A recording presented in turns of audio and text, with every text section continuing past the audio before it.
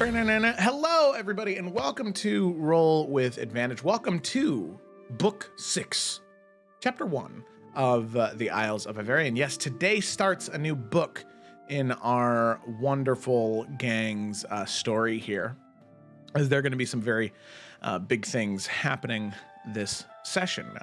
Book 5 ending with, as it should, the Kingdoms and Castles tournament. So also the party meeting, other heroes and it's a spiritual, it's a moral victory for Twig in her journey to become the rightful ruler of House Forrester. So we have book 6 starting today. Very excited to get into it. Just as a bit of a forewarning, sadly, River, who plays Eurydice, will not be able to be here today just because they are moving into a new place and Wi-Fi's rough. Wi-Fi's hard to get set up, especially if it's not set up right initially, and then trying to get people to come back and fix it. So she will not be here today, but we got our other full cast of characters. So we're going to go ahead and roll the intro and get into tonight's session of the Isles of Iverion.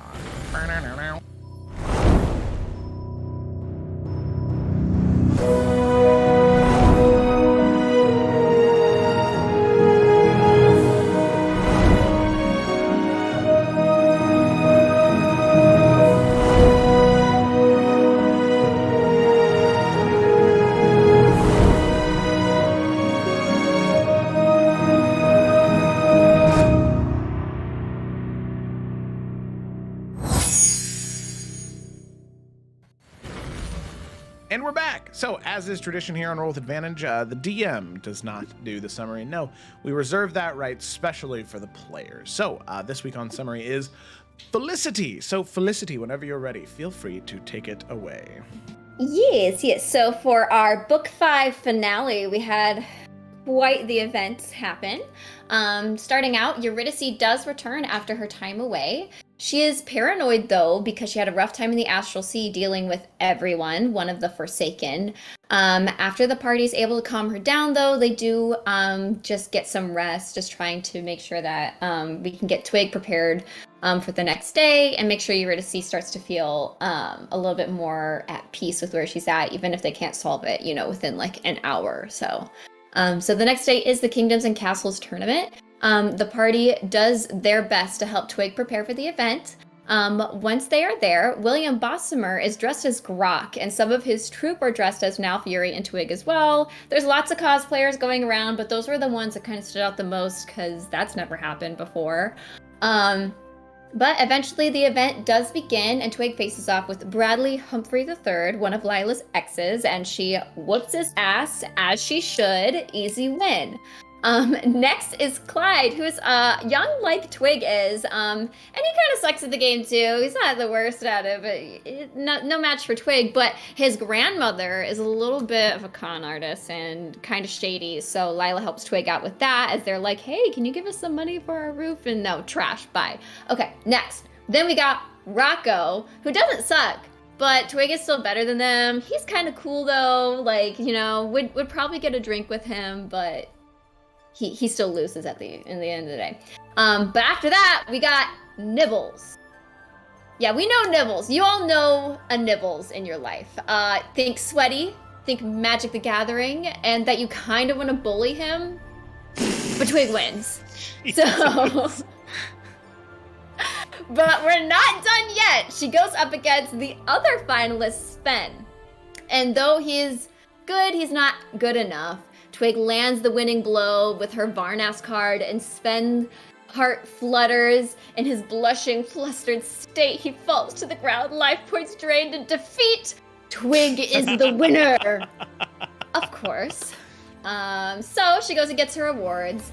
We meet Alex Silverfoot and Pawasa Noah. They give Twig her money and the newest cards, which are actually cards of the party. Yay. And Aurelia and her dragon, Raziel. That evening, Yuri and Nalf talk about each other and romance and what they're doing, but nothing's decided because why would we make a decision? It's fine. But it's super cute and they dance. And then Lila talks to Yorick about wanting to attempt to bring Finch back to the light And the two of them established that trust and openness with the party must come first when trying to handle this situation, and everyone needs to be on board. So we will see. It's kind of a pending thing, but Lila and Yorick have talked through that and made that agreement. But I didn't really add this in my written summary, which I probably should. We also have to then go talk to the Council Academia thing because they're like, wait a second, we have to make a bunch of changes to the school. What's going on? And so a little stressful there, but it's time to make some big world-changing choices here. So that's kind of where we left off. Yes, exactly. You got it. Picking up what I'm putting down. Glad to hear it. So that is what we're going to go ahead and pick up with. So the previous night, on the 23rd of Stormtide, late in the evening, Twig had won her Kingdoms and Castles tournament. All of you celebrated and eventually returned home to Tatiana Tower. Several conversations were had throughout the night, but now, as the night falls and eventually the sun begins to rise on Tuesday, the 24th of Stormtide, as we get around to about 7 a.m., each one of you beginning to stir, getting ready to, you can see that on this day in particular, Alfred, to celebrate the Kingdoms and Castles tourney win, which he was also a part of, has prepared a mighty fine breakfast for all of you. No quick, piece of toast and maybe a little bit of butter on the way out the door. This is a grand scale breakfast. So that breakfast is prepared for all of you as you begin to come down and you begin to sit yourselves, sitting around a table. At this table, we have, in a strange turn of events, we have the party, of course. We have Danny and Tiberius, or as Danny calls him, Trouble, a black tabaxi. Alfred is not eating as he's kind of running back and forth from the kitchen, preparing things and bringing them out. We have Jasmine at this table, Lila's mother. We also have Blossom at this table, a close friend and companion of the party. And also joining you this morning, which is surprising for you to see, Lila, is Jamie Tatiana, as he is having a conversation with your mother as all of you begin to kind of make your way downstairs. And you can see the two of them sort of talking back and forth. As soon as you see her, Lila, your mother is pretty good at concealing her emotions, right? As a businesswoman, she has to go into any conversation with sort of a neutral stone face, and then kind of manipulate her face to get a reaction she wants, right? Tactics like that. But you can see some genuine concern and fear on her face, but also this feeling of, this is the man I know. In talking to her. So you can start to see the beginning of a relationship begin to reform there. But as all of you begin to make your way down from your rooms, as Jasmine notices, she kind of taps Jamie on the hand, and Jamie will stand and say, well, if it isn't my favorite group of adventurers, please have a seat. In honor of what I hear was quite a night last night, celebrating the Kingdoms and Castles tourney. I'd also like to personally thank all of you for what you've done. And I wanted to give you a bit more of a heads up as to what you'll be experiencing tomorrow morning, as that is when you'll be meeting with the Chantry of Academia. So please, sit. Yeah, Yorick takes a seat and he'll just start piling food on his plate because, it's Yorick. Yeah. Okay. Nelf will shake his hand and have a seat as well. Mm-hmm. Yeah, and Lila will just sit down probably near her parents. Just kind of glad seeing things are getting better. Yeah, so you can sit down on the side in between, so across from your mom, and then sort of catty corner to your dad as he's sitting at the head of the table.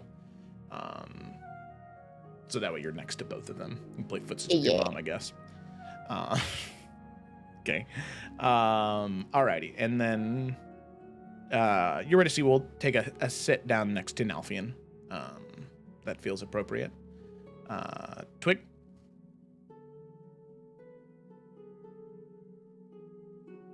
You're muted, Gemma. That's good. That's Yeah, good. okay, I just realized. Oh!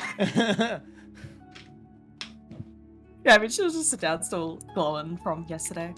Okay. All right. All of the other individuals take their seats as well. Danny and Tiberius, as well as Blossom.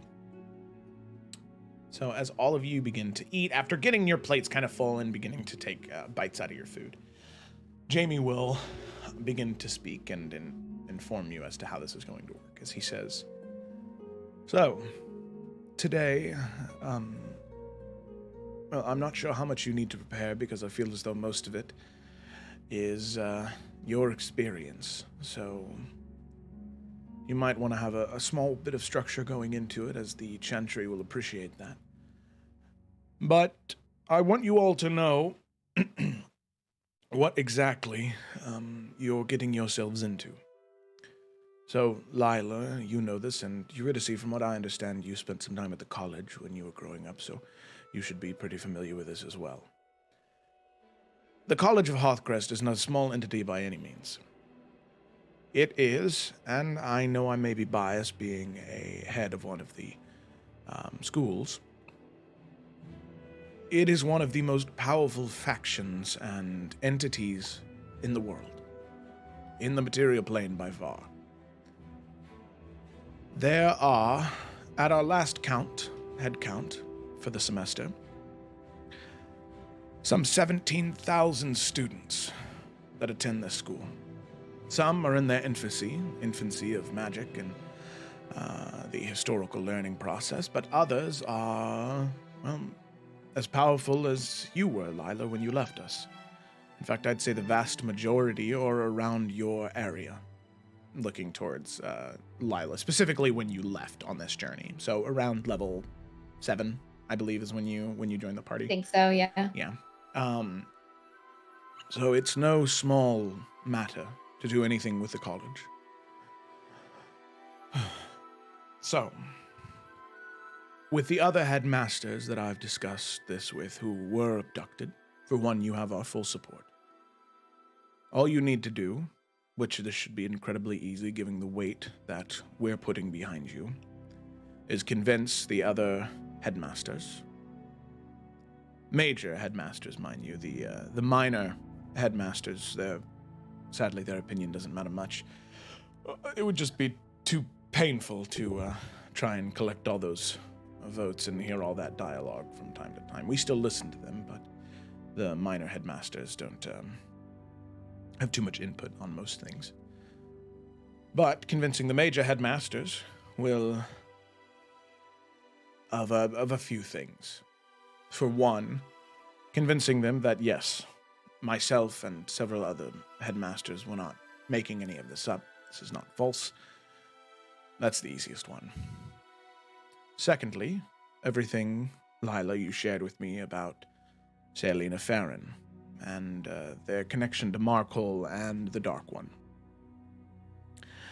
Convincing them of that may be a little difficult, but I'm sure you'll be able to get through it. And finally, this one is... I know it shouldn't be difficult, especially considering everything that's happened. But providing them with objective truth of the existence of this Dark One. Providing them with objective truth that they are an imminent threat and that something needs to be done about them. I know to all of you, it may seem very straightforward, but one of the things I want you to understand is you have been in the trenches, so to speak. You have been fighting this battle for much longer than any of these headmasters have even thought about it.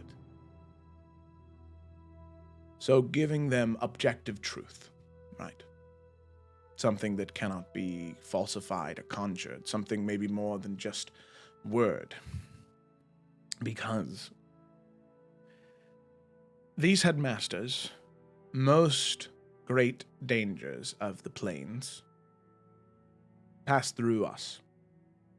We hear about the things that happen in the abyss, in the nine hells, within the astral sea, within the Shadowfell or the Feywild. Most information passes through us. While all of you have spent a great deal of time fighting against this Dark One, it seems as though most of his efforts have been devoted to keeping his name a secret within the halls of the college. I don't know what that means for all of you to find, but I know that all of you have been fighting against this for so long that I'm sure you'll come up with something. And I want to stress that myself and three of the other 9 heads of the college, we do believe in your ability to do this, and you have our full support. So if you prove those things, if that is achieved, not only A, will you have the full support of the College of Hearthcrest in any of your endeavors, but several senior members, not headmasters, but professors like Elanre, will be dispatched from the college, sent to the many lords, kings, emperors, queens, and regents of the world to advise them in such matters should they be accepting. Other scribes and scholars will be sent across the world's libraries to spread information about this Dark One, to make sure that it's no longer a boogeyman to the common people. People know the truth of the situation. And finally, if all of those things happen, I'm sure all of you can easily assume anytime a secret enemy is revealed, there may be some type of lashing out that occurs. A plan foiled can lead to anger or worse. So the final thing I want you to be aware of is, should you go through with this and convince the council, the Chantry, yes, you will have a very, very, very powerful ally on your side. But there is a very good chance that retaliation will happen from the Dark One. And I just want all of you to be ready for that, should it come.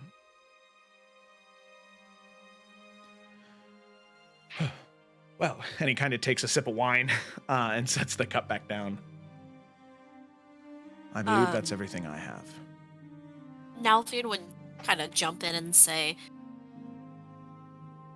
with the connections that you have, is there any way that you could get written documentation of the corruption that was happening in Wheat Hill? We could also probably contact... Oh god, I'm blinking. What is it called? What crossing? Where all that shit happened? Oh, Highland Pass. Highland Pass, yeah.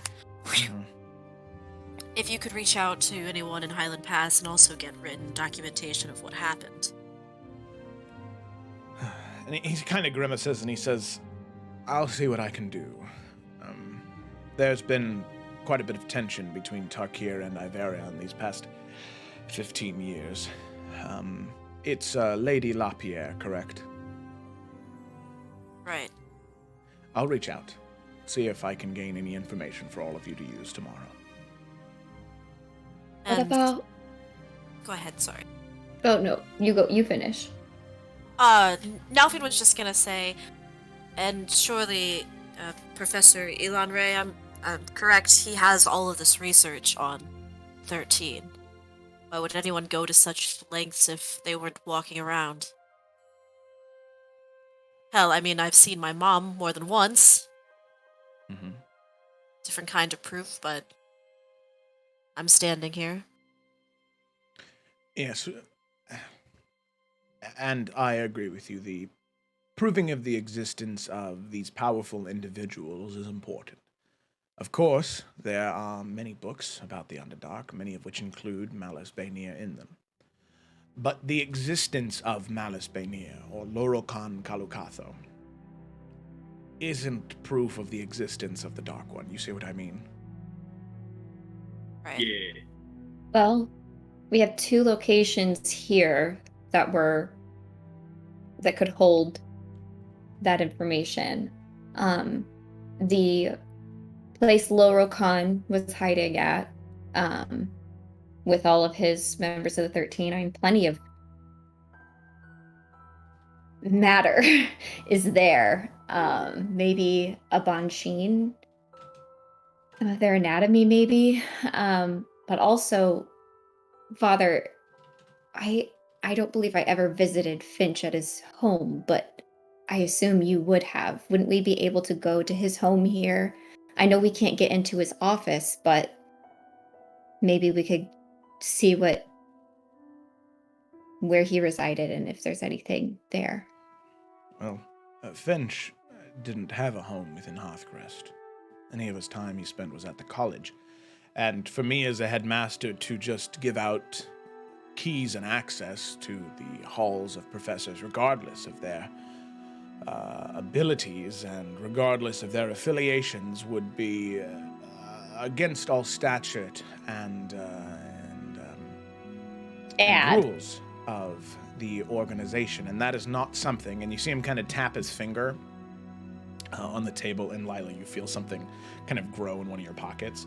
And that is not something that I would be willing to do at all. And I am appalled that you would even ask that of me. She'll just kind of like a soft smile. Sorry, yeah, I don't know why I even thought of that.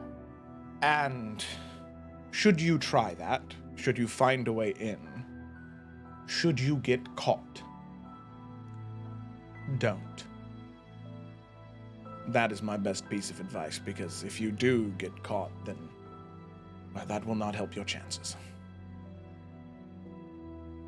Understood. We won't even try, so don't worry about it, Dad. It's exactly what I wanted to hear. He kind of gives you a very sly smile. So all of that going over York's head because he had no idea what just happened. He just kind of like raises his hand real quick. 2 things real quick. 1, you feeling better? You look like you're doing better, but are you actually feeling any better? There's still a weakness there. Much of my magical strength from before is still grounded. I'm still not able to reach the same heights that I used to, but hopefully with time that will return. What about physically? Physically, well, I still need, and you can see leaning up against the table, a little concealed is this a very fine cane. For right now, I'm still using this to get around, but every day I feel my strength returning to me. So, hopefully within a week to 2 weeks' time, I'll be back to normal. Well, let's see if we can speed that up real quick, and York will go for a fist bump, and that's how he will do his lay on hands to JB if he returns the fist bump. Yeah, Jamie will he'll do the fist. I'm confused at first, but Hell yeah. all right, and he'll do the fist And bump. he'll just, and since he's not actually hurt, I don't know, just like 5 points of lay on hands just to try to give him some more physical strength. Yeah. Just something to kind of speed along the recovery, perhaps. Yeah, and you can see as you do it, he kind of inhales. Well, that does help a bit. I actually feel like I can breathe deeply for once. Oh, good. Well, thank you. Excellent. Yeah, you're welcome, man. All right, second thing. Don't we still have that letter from Paraido to Laura Khan basically saying how he was going to raise the city? I mean, I don't know. It doesn't prove the Dark One exists, but that should be enough to get people's attention, right? But it does prove a connection, which is important. Yeah. I also thought it did say something about Malice going against the Dark One. That's Kayla talking, right? Didn't it? In there? That does sound familiar now that you say that. I don't remember the exact wording, I but don't I remember exactly there was but doubts yeah. or concerns about Malice, although I don't know if the Dark One was mentioned by name. Oh, The nah, dark dude. But I either think way, it still suggests that they're working together for something, which I feel Yeah. like, you know. Yeah. It Oh, did- 100%. It's Didn't why I brought mention it the up. Dark One, I but it see. did bring up Malice and Lorocon's suspicion, Lorocon's Parido's suspicion of Malice to Lorocon. Yeah. So yeah. there's yeah. 3 names there. Ah, dope. And we have. Yeah. And all working Oh. together. Wonder what that could be. Yep. Yeah. Good shout. Good shout. You're smart. I mean, Nalfian being a Baynir should also help if he can prove Crazy his how that helps. Baynirness. Yeah. Can you prove your bang there? I don't know. Do you guys all have like the same like birthmark or something? Like I don't know, Joe. DNA What do you... test? He's an Echo Knight, right? Ah, oh. Isn't that like the signature of the Baynir? Is there It Echo Knight? And Is it? one of It the is. it is, yeah, it's something almost entirely unique to House Baynir. And one of the 9 heads is Dunamancy of the college. Hey-oh. hey. So they Now should it's know gonna be that. like, look what I can do. Boop. I got more of me. I'm a pioneer. Oh, I'm a Bane. Yuck. Oh my god. Eurydice, Uh, why can't we just live in this moment? Oh my You God. fuck off. I think it's Nalfian really took out. funny if Nalfian was just Goofy, but everybody still called him Nalfian. Yeah. Yeah, like nothing has changed. Just now. He's still suave, but he's goofy. Nobody acknowledges that he's Goofy. that's some That's even Kingdom better. Hearts. That's some Kingdom Hearts level shenanigans right there. Lila, we have to destroy the darkness. Yowie! Get out. Okay, anyway, as we collect our evidence. Is someone taking notes? Let me take notes. I mean, I Right. have. Yeah, Oh, you Kayla, do? you've been watching bless. enough People's Court. Hopefully, you should be able to succeed in this. Well, that's... Objection. Ow. Hey, Twig. Yeah. What are you thinking? I mean, about what? We have our evidence, right? Oh yeah, but I mean, like, is there anything we're forgetting? Anything you can think of? Just anything you want to add or say or anything? Just been quiet. Just wanted to check in. Well, I mean, we also just generally have the artifacts, the runes that they use are meant to be gifts of the Dark One, so I don't know if that could be detected in any way.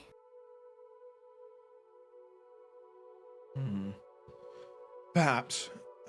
My only concern is if I read the report correctly, these were in connection to House Markle, right? Well, yes, but it wasn't originally their magic. All right. It's a bit of a stretch, but if there's enough things that are pointing in that direction, they should buy into it. They should believe it. Well, I mean, the artifacts are how you guys. I mean, not you, Lila. Sorry, but like the rest of you, it's kind of how you all got like started on this whole thing, right? Like that's kind of your through line as to how you came across all this info and kind of found all these connections, right? So I mean, I don't know, kind of helps the story make more sense. You know, it's not like you're just making it all up. There's a reason that it happened. No, it's just another thing, you know? The more we have, the better. Right. Yeah. Do you Because think... through all... I'm so sorry for listening. No, it's okay. We just keep You talking at go. the same time. We You have go, such girl. good ideas. Wow. You have best ideas. You go first. Lila was gonna say, should we contact our allies in the Salamander Coast? They might have some information potentially that could help us as well to prove this. Maybe there's something here that they know about that we don't know that we could get. I think it's worth doing.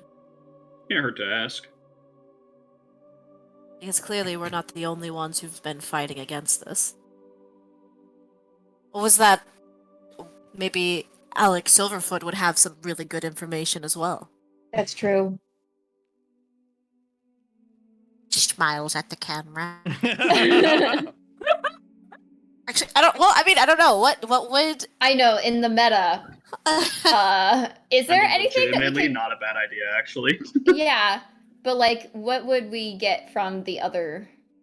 Okay. I was just thinking that, but I'm also just like, if we start, phoning in friends to confirm this shit, if a bunch of people around the globe are just like, oh yeah, the Dark One's like fucking shit up, like, that's the thing that's happening. Like, why would everyone be lying across the globe? Like, good point. I think just the fact that so many people are just like, yeah, like, I've seen this impact, dealt with like these other groups, like, with Farah and I guess even Gemstone as well. I don't know how much dark stuff was in the Gemstone, at least directly.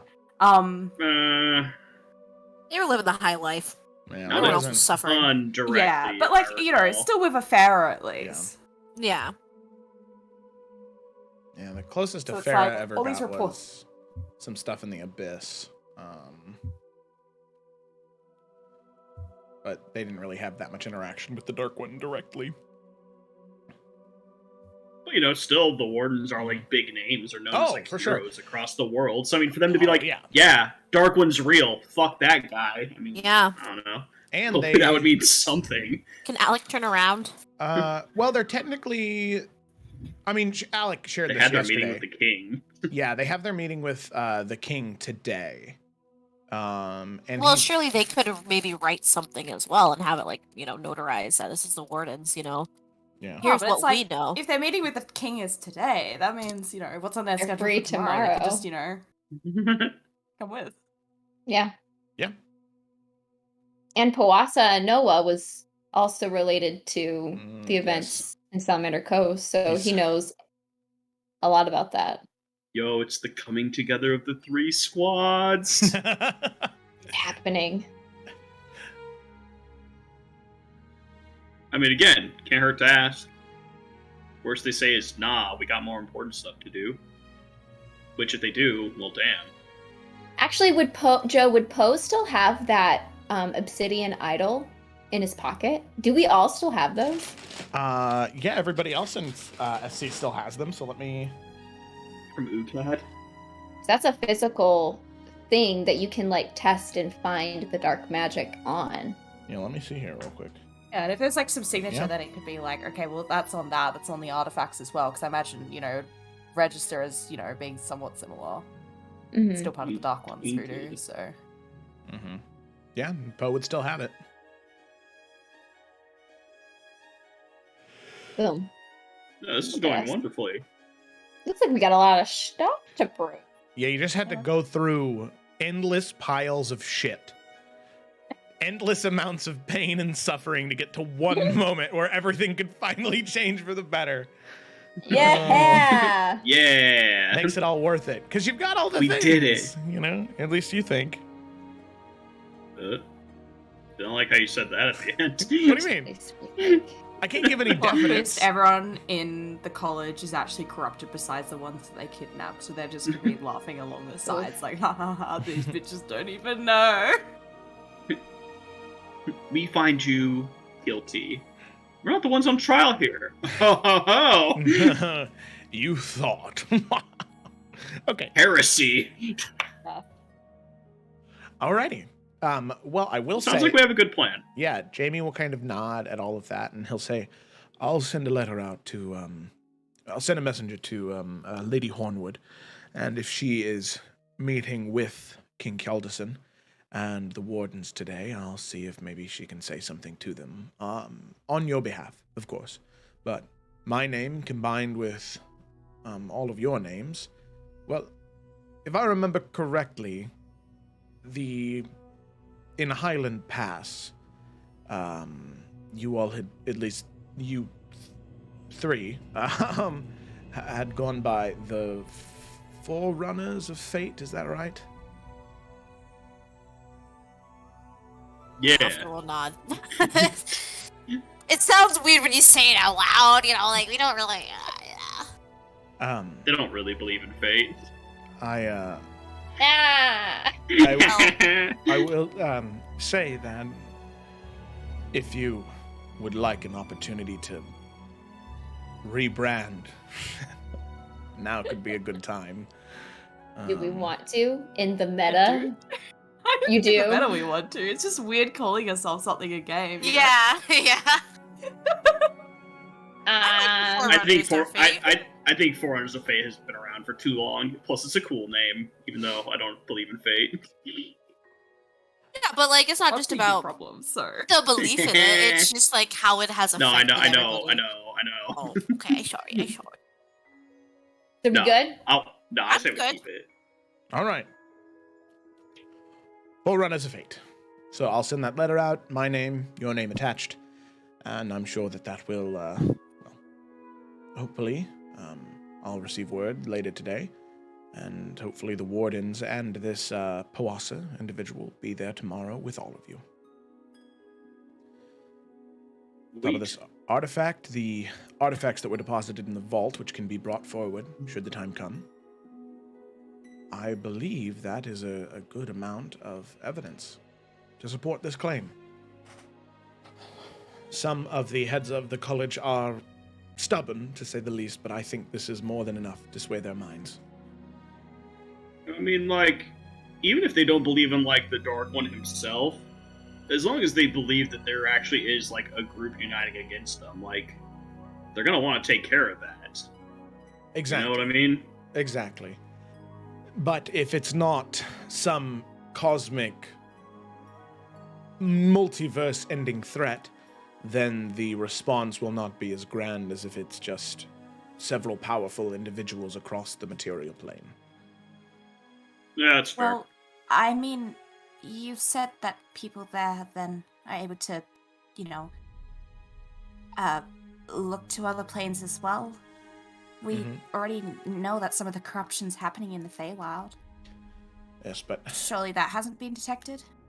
it has, and it's something I'm very aware of. But you see, Twig, the Shadowfell and the Feywild are reflections of the material plane.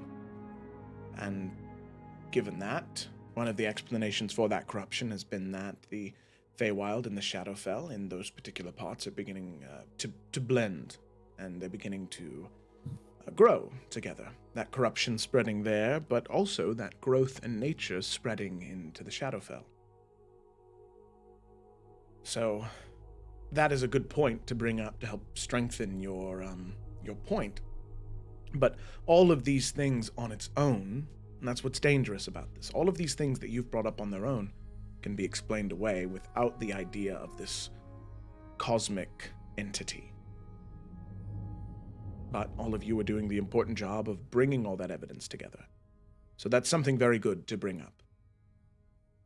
But Well, on its surely own- all these academics are smart enough to see that there's a common thread here. And I mean that with no disrespect, but even I can see that there's something wrong here, and I don't claim to be the smartest one around. Of course. But you can't be presented with such evidence, even if there's not as much tangible evidence here. I think there's more than enough to connect some kind of dot. And I would be in agreement with you. I believe in everything that you're saying, and even if what happened to me hadn't happened, I still think that I would believe all of you. So hopefully the other headmasters can see reason in this matter. It's just doing what needs to be done is a big step, and I know some of the headmasters would be afraid to overstep, especially if this ended up not being true. From their perspective, of course. I am 100% on board. But you have to understand how big of a decision this is. Like I said, this changes much about the way our world works and about how people will approach their day-to-day lives. Well,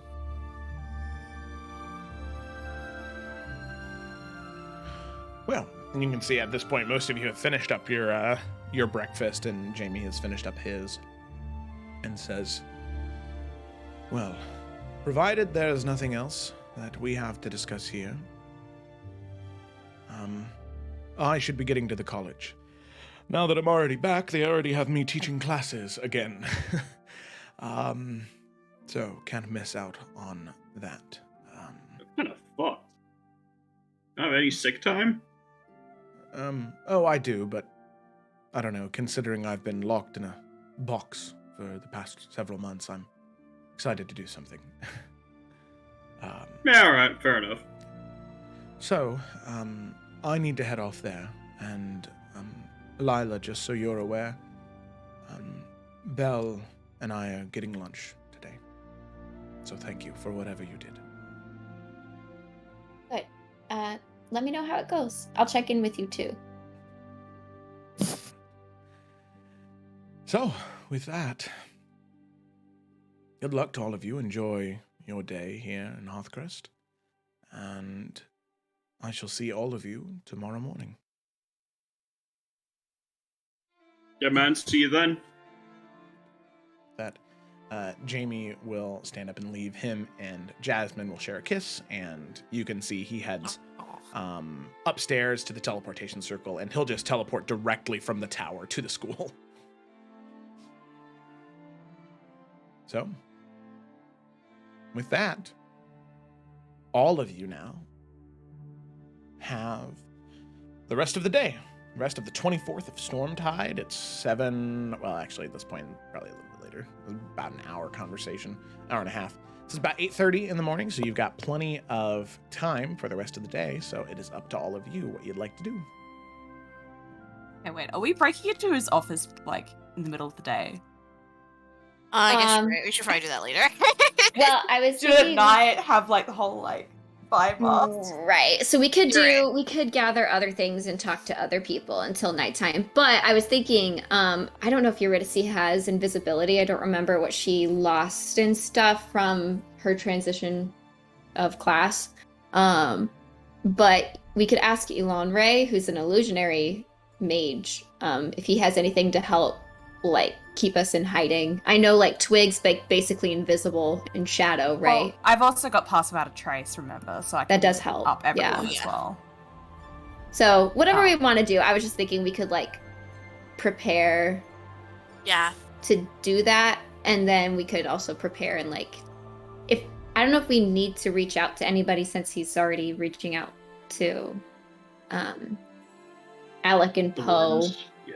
Yeah, because Poe kind of covers the SC stuff. Like, I don't know what the other Gemma and Ryan remind me if there's anything I'm kind of forgetting. But is there anything else that, like, SC would be able to provide that's, like, at least physically helpful? Because they're not going to be able to be there like Alec is. So Yeah, no, I was That's what trying I'm to think. thinking I of. don't... Also, timeline-wise, I wouldn't be able to have Salamander Coast respond today during Yeah, the they're in a- session. Just Oh yeah, Yeah, fair yeah, point. yeah. transparency. Yeah. I don't know what players or what characters are gonna are gonna be there Be alive. a week from now. Yeah. If any of them. Goofy. Yeah. oh so- no. yeah. Well, Probably fine. we'll just stick with Poe then. He'll cover that Yeah. stuff. That'll be much easier. Yeah, and he was there for the whole end of time stuff too. So Yeah, honestly, the majority of, like, the Dark One stuff that SC is a good chunk of it. He was there for, so he's got the information. Okay, so that covers that. What else did we need to do before night? I mean, is there any just kind of like lighter stuff that people want to do before we get into the break-in and then the trial the next day? I mean, I guess just Convos. in terms of housekeeping, how are, like, since we were getting items with enchanted, there we go.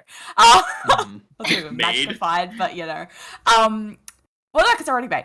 But actually, yeah, because Twig also has the little thing she got commissioned as well, which I don't know how many days ago that was now. Oh but yeah, time my is weird. pommel. Yeah, all of Yes, those your pobble. things Being are notified. going to be done on the same day that, the tourney of the season of the Green Lady, and when Ephron arrives that evening. So the 27th of Stormtide is when those things were going to be done. Okay. I just wanted to check in on that. That's all good. Yeah. If not, we could also, I don't know, be a little bit divergent of what we're doing now, but like we still need to talk to that guy that went to the Cursed Isle. That's also a bit of a left turn. So Yeah. I mean, we do need to do that still, so we could just do that. I forgot, do we want to go to Lorokan's hideout and try and get any physical evidence of like a Bansheen, or do we think that's not necessary with everything we have? I don't think we need to what at if we this just point. take them there? We could just tell them the location and say, examine it for yourself if you want. Yeah, because it's like, messing with forensic evidence is not, great. Thought they'll just see it themselves. I mean, our Oh, well, we footprints just are walk already over around the with like a place. Bansheen head. Hell yeah, man. Uh, Yeah, like I have a thing, but like I this doesn't feel like the time to do that. So yeah, I mean we can go and talk to the dude because like it's a good use of our time. Yeah. We also do have time. We could do that later as well if we want to not just divert completely. Yeah. I mean, I I also would have a say- thing, but it would be a Eurydice needs to physically be, I mean, River needs to physically be her thing. So yeah. yeah, I mean, Kayla, I'd say if you want to do your thing and then we just go to skip the eventual like office break-in, just kind of keep things kind of on track, like focusing on this trial. That's probably what I would lean towards, but I'm fine with whatever the group wants to do. Yeah, but my thing feels so out of place now. Oh, we can wait. Like, we've got time. We're not. Okay. We're gonna be It's not in even a House big Press deal. still It's for not a even hot an minute, important so. thing. Okay, let's just go. Can we just like go on a walk? Yeah. We can go on a walk. Okay. We have time to just like relax and stroll around. Let's just go sightseeing. Because Do they have like gondolas on the river? I find this is the kind of place where you can get like a gondola on the river. That would be cute. They have swan boats. Fun boats. definitely on the outside of Hearthcrest. Remember how we said we didn't want to divert to left field? Yeah, we still went. That's what we're doing with our time. You're This just isn't diverting serious. to Look left at field, this. but for a nonsensical reason. What can you do? So It's there, 5, man. you'd have to go to the exterior of the city walls because the rivers that are like in the city of Hearthcrest, they are not riverboat rivers. Like it's not like Venice, it is these are intense like ship rivers. But if you head outside of the city limits, there are tons of small sort of shops and stands that will, sort of take you on like a riverboat ride around the city, where you can see the walls and you can take in the nature and the beauty. And you can even see in some places where some of those same creatures that you recognize from the college have sort of made their way to this area due to the sort of magical significance kind of pulling them to the city of Hearthcrest. So that's definitely something you can do if you'd like. Hell yeah. That's what we're gonna do before we do crimes. Yeah. Yeah, because like I would say in the morning before we go to a boat ride, Nalfian would probably train for a couple hours with Tiberius and Danny, and have them kind of go through some stuff. That's right. I had another thing I was gonna do with them too. I'll do that. We'll do our night training session later, and then I would go have a fun boat ride. This is like a celebration for Twig winning. Yeah. Like their thing. We'll just do a nice little boat ride before we commit a crime. Have a picnic. Yeah. We're having a great day. That's what we're doing. I don't know if you know this about us, but Isles loves to have picnics. Picnic. I did know People. that. Yeah.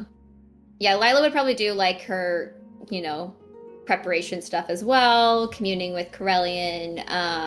And I will say she is turning pink again. So the Yay. white is fading away and she is turning pink again. So hell yeah. That's what we would Sure. spend our day doing, Joe. Oh, York yes, takes York. a nap. He takes a nap. We're spending this day so well. Yeah. Healthy boundaries, okay? We need breaks. We're saving the world. There's a lot on our shoulders. Yeah, man. Yeah. Right. It's mental health day. Tomorrow can be a stressful day. We gotta relax now.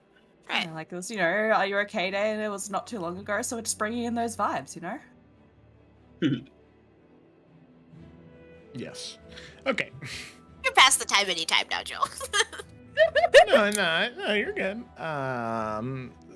Okay, so we move on. As all of you have your lovely little boat ride, the forest creatures come towards the gondola. Birds land on there, and Twig says hi. They say, "Yo, what up?" And then eventually you finish your little gondola ride, docking back, getting a little snack on your way back into the city of Hearthcrest, till eventually all of you return to Tatiana Tower with your small divergence from there, and await the evening. So there is nothing else that needs to be done. I think so. We would just discuss a plan before we're on the school grounds actively committing the crime. Well, I guess Lila would also fill them in that her dad actually did give the thing. Oh yeah. Yeah, so Joe, is it because you said it's like a scanner thing, and then you go into that pocket dimension. So is this It's like a key fob for a car. Okay. So as long as you have Okay. this stone, this flat stone with these very intricate runes inscribed into it, almost shaped like a very wide coin about the size of your palm, approaching it with that coin means that somebody can pass through. Now, question, because when we were walking up there, we noticed that wasn't there a glow when it said that somebody was inside the room? Yes. If we enter, will it light up, you think? Probably, yeah. I thought it was just if if they were busy or not, is it? Okay. Is it if they're busy, or is if they're Someone just inconspicuously just stand in the way of the thing, Could we cast some magic on it, or Well, I mean. Well, that's what I was meeting with the illusion magic from Milan Ray. We could do major image or something. Gotcha. That checks out. Okay, so we'll Or go have check. Milan Ray do that. Yeah. I was gonna say we could have Alonre cast a spell, and then in case there's anyone nearby, because Yorick actually wanted to have a brief chat with Alonre anyway. Yorick could stay outside to kind of act as eyes, just to kind of make sure no one's getting too suspicious, but also to kind of distract anyone that kind of gets near. Oh hey, look, these two talking, rather than potentially magically enchanted door. That's a good plan. And then And the I rest can of us go knock them inside, I out. guess. Yeah, and then the rest of us can go inside and look around for proof, basically. Yeah, Yeah. that sounds like a good plan. I can also get my scroll out, so then I can have a... Yeah. Actually, it doesn't work across planes, is the real thing. It's just familiar rules, so... I don't actually know So she if does? it would work. Oh, you don't know. Okay. Because... Because, there's the telepathic link between familiars, but I know there's also a distance, you need to be within. And I don't know how that then works with pocket dimensions. Ooh, shoot. Within I have a feeling 100 it feet won't. of you, yeah, no, that would not. Yeah. Yeah. Yeah, okay, never mind. Yeah, you're in I mean, Yorick. if your squirrel wants to just hang out with Yorick, that's cool too. Oh, They've been fuck you. bonding. I didn't even call him Carl.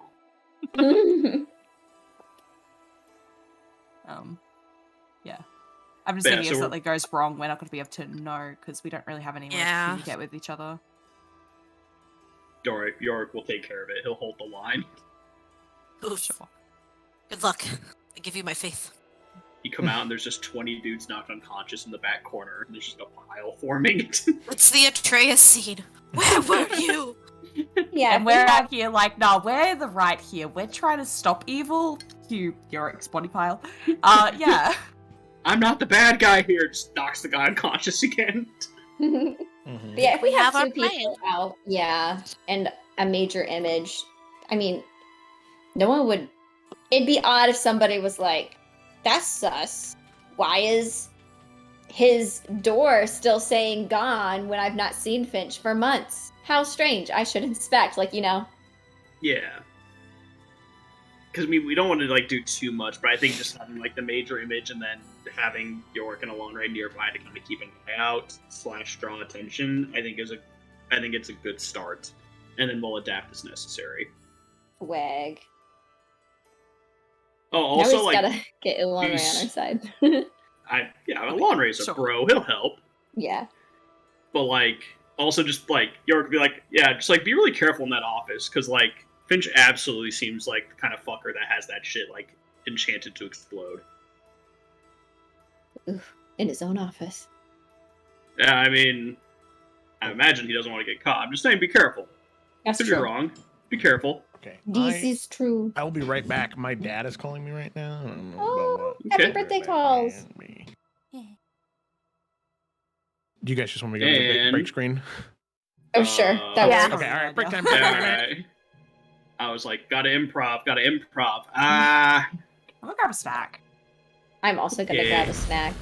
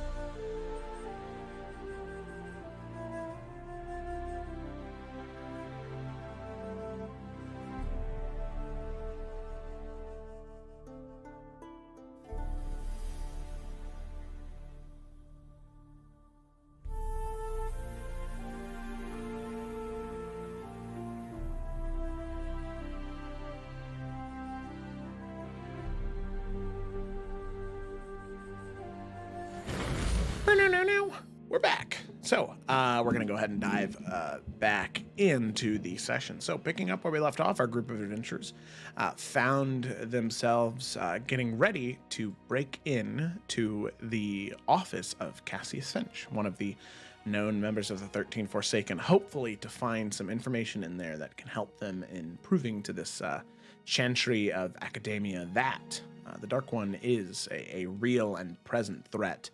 And something needs to be done about him. So, as far as I understood it, the next thing all of you wanted to do was go and speak with Elanre, right? Yeah, the man, the myth, the legend. That guy. Hell yeah. Okay. Alrighty. So, that means that all of you are heading into the college? Yes. Yeah. Teleporting in. Okay. I don't know why in was a hard word for me to get out, but In. Okay. 2 letters. So, let's go ahead and cut that out. And some. Doo-doo-doo-doo. I think this is what we want. Okay. So, all of you then teleport in to the College of Hearthcrest. You can hear the rustling of leaves and wind within the college. Being this high in the mountains, it's something that's hard to ignore. Ever present. Leaves slowly falling and drifting off and getting caught up in the wind. As you appear, that fresh mountain air hits you, and it is refreshing. And Lila, even more than the tower, this is home. So, as all of you enter, as the sun begins to fall and this cascade of orange and yellow and gold descend over the college, you begin to head towards Professor Elanre's office. And as you approach his office, you can currently see that he is not in. He's not in his office. Oh. We didn't plan for this. I like how the music awkwardly stopped right as we got here. We all were Oh, like he has walking with the office plan. hours. Is he like at home? Oh, there it goes. I assume Lila would know if he has another house besides living at Hearthcrest or the college. But Lila could also do sending and just be like, "Yo, fam, where you at?" That's a Yeah, good idea. do that one. Because we're already here and we need to stay here. Yeah, we took a gondola ride instead of doing other things. Yeah, we wasted Payment time priorities. instead of reaching out to him. Yeah, Lila could cast sending and just be like, "Hey, so we're at your office, and we need your help. Will you be back soon?" How much did I? Damn it. You do receive a response, and he says,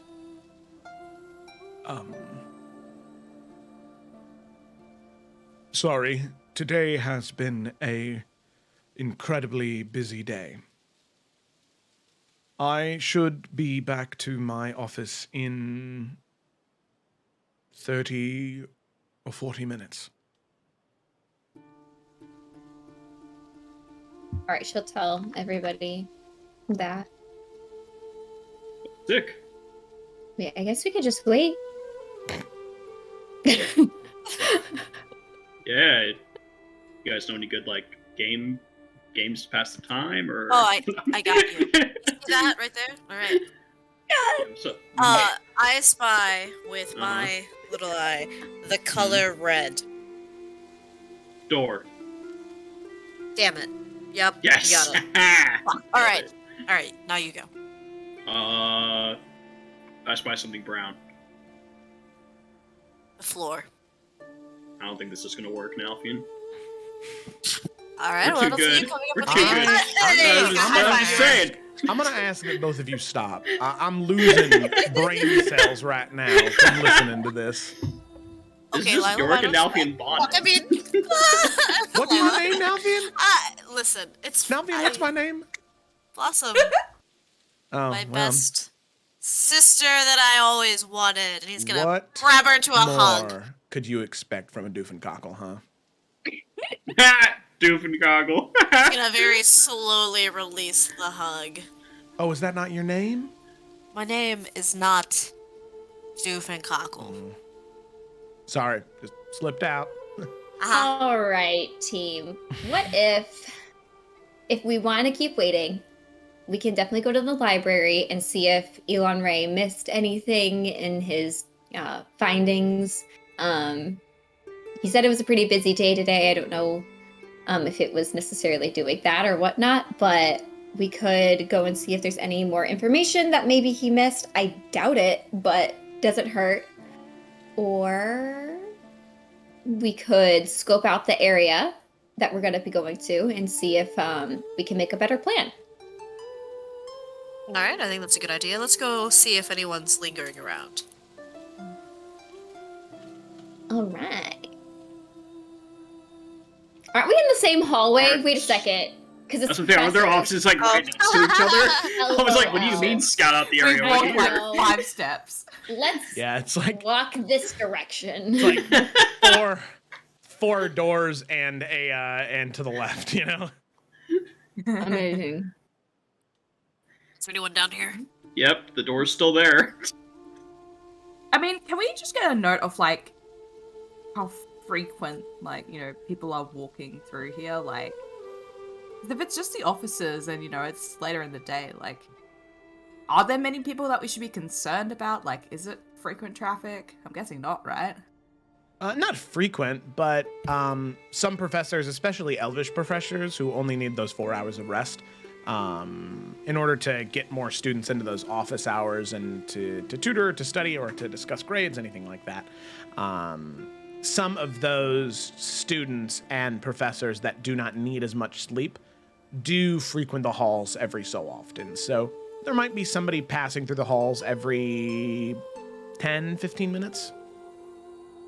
It's never a big group of people, it's just 1 or 2 people. But it seems as though there is a steady amount of traffic going through this area, as it seems as though, because of how many students there are, it is not a... there's probably never any part of the college that's going to be entirely empty for an extended period of time. Or is there a place that, like, we could go get a scroll? Or does Eurydice have anything that could help us? Do we... Because the other thing is, I just kind of thought of this, but if we have Elon Ray help us, he could get in really big trouble if we're caught. Not just us, but, like, Elon Ray could lose his job. But we're not going to get caught. I mean, yes, but if we do... But we won't. Yorick. But Nothing. I'm just Trying to be presenting more optimistic here. ideas. We can keep waiting. I just wanted to present more ideas. Best she could do is summon Celestial. Just Hell yeah. oh. I'm hearing Distract them. distraction. Yeah. I mean, plus, even if there is like a major illusion on like the door, they can't prove it came from like a lawn ray. Like he's just outside talking to Yorick. If anything, we could say And he's the Yorick was illusion distracting professor. him. he's the illusion professor, No. though. Yeah, like It's not like he's the only one that has access to those spells. It's the He's the only College of one Arts. around. I mean, this could be dangerous, but only one of us could go in. And that way if something goes wrong, like, only one person gets in trouble? I don't know if that makes the situation better or worse. I mean, we're all connected though. Like they're not going to believe that we were all here and only one person went in and did that. Yeah. Especially with the key that somehow was obtained from Lila's Tad when we shouldn't have been able to get that. Well, or we can just, I feel like with us bickering, how long has it been here? You know? I was gonna say, I'm fine just waiting for a long way to get here personally. We shall wait. I mean, maybe not exactly like right outside, like you just walk around like half hour. Oh yeah, just nearby. Okay. All right. Don't you love our choices this session, Joe? You're I spell a long session tonight. Whoa. whoa. Hey now. I'm still waking up from my nap. All right, I'm not Chaos. not there yet. Okay, so, yeah, all of you.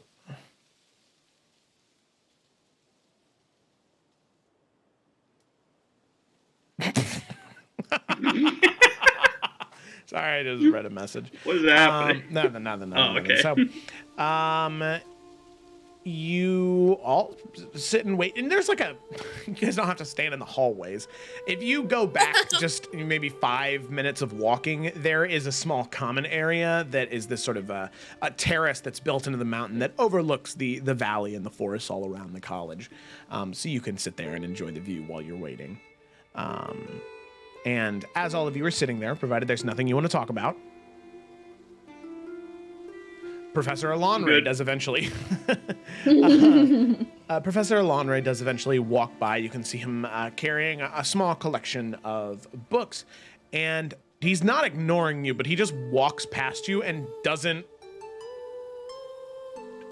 take you in. Like, he doesn't see you're there. He's so focused on getting from where he's at to his office as he's just like holding his book, and he'll just walk past you if you guys don't say anything to stop him. Yeah, I mean, Lila would speed up to catch him and be like, Alonray, hey! Oh my goodness, I'm so incredibly sorry. I didn't see you there. No, you're fine. You looked really, really focused. It's all good. Busy day. Busy day. No problem. Let's get to your office so we can all chat. Can Nelfian look behind him and make sure nobody's following him? Like Alonray specifically? Yeah, make a perception check. Alright. He seems to be in a hurry, just, you never know. People are nosy around here.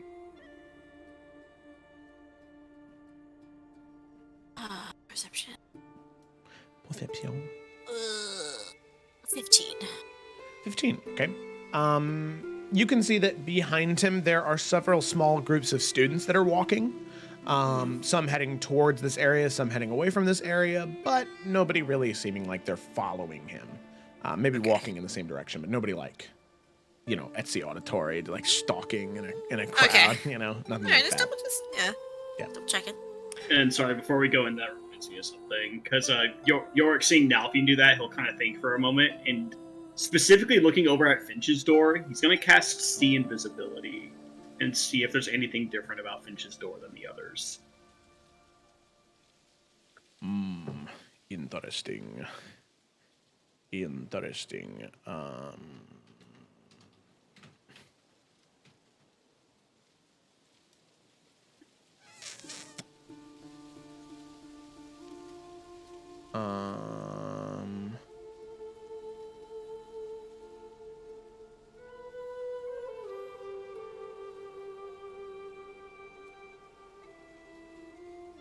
Okay.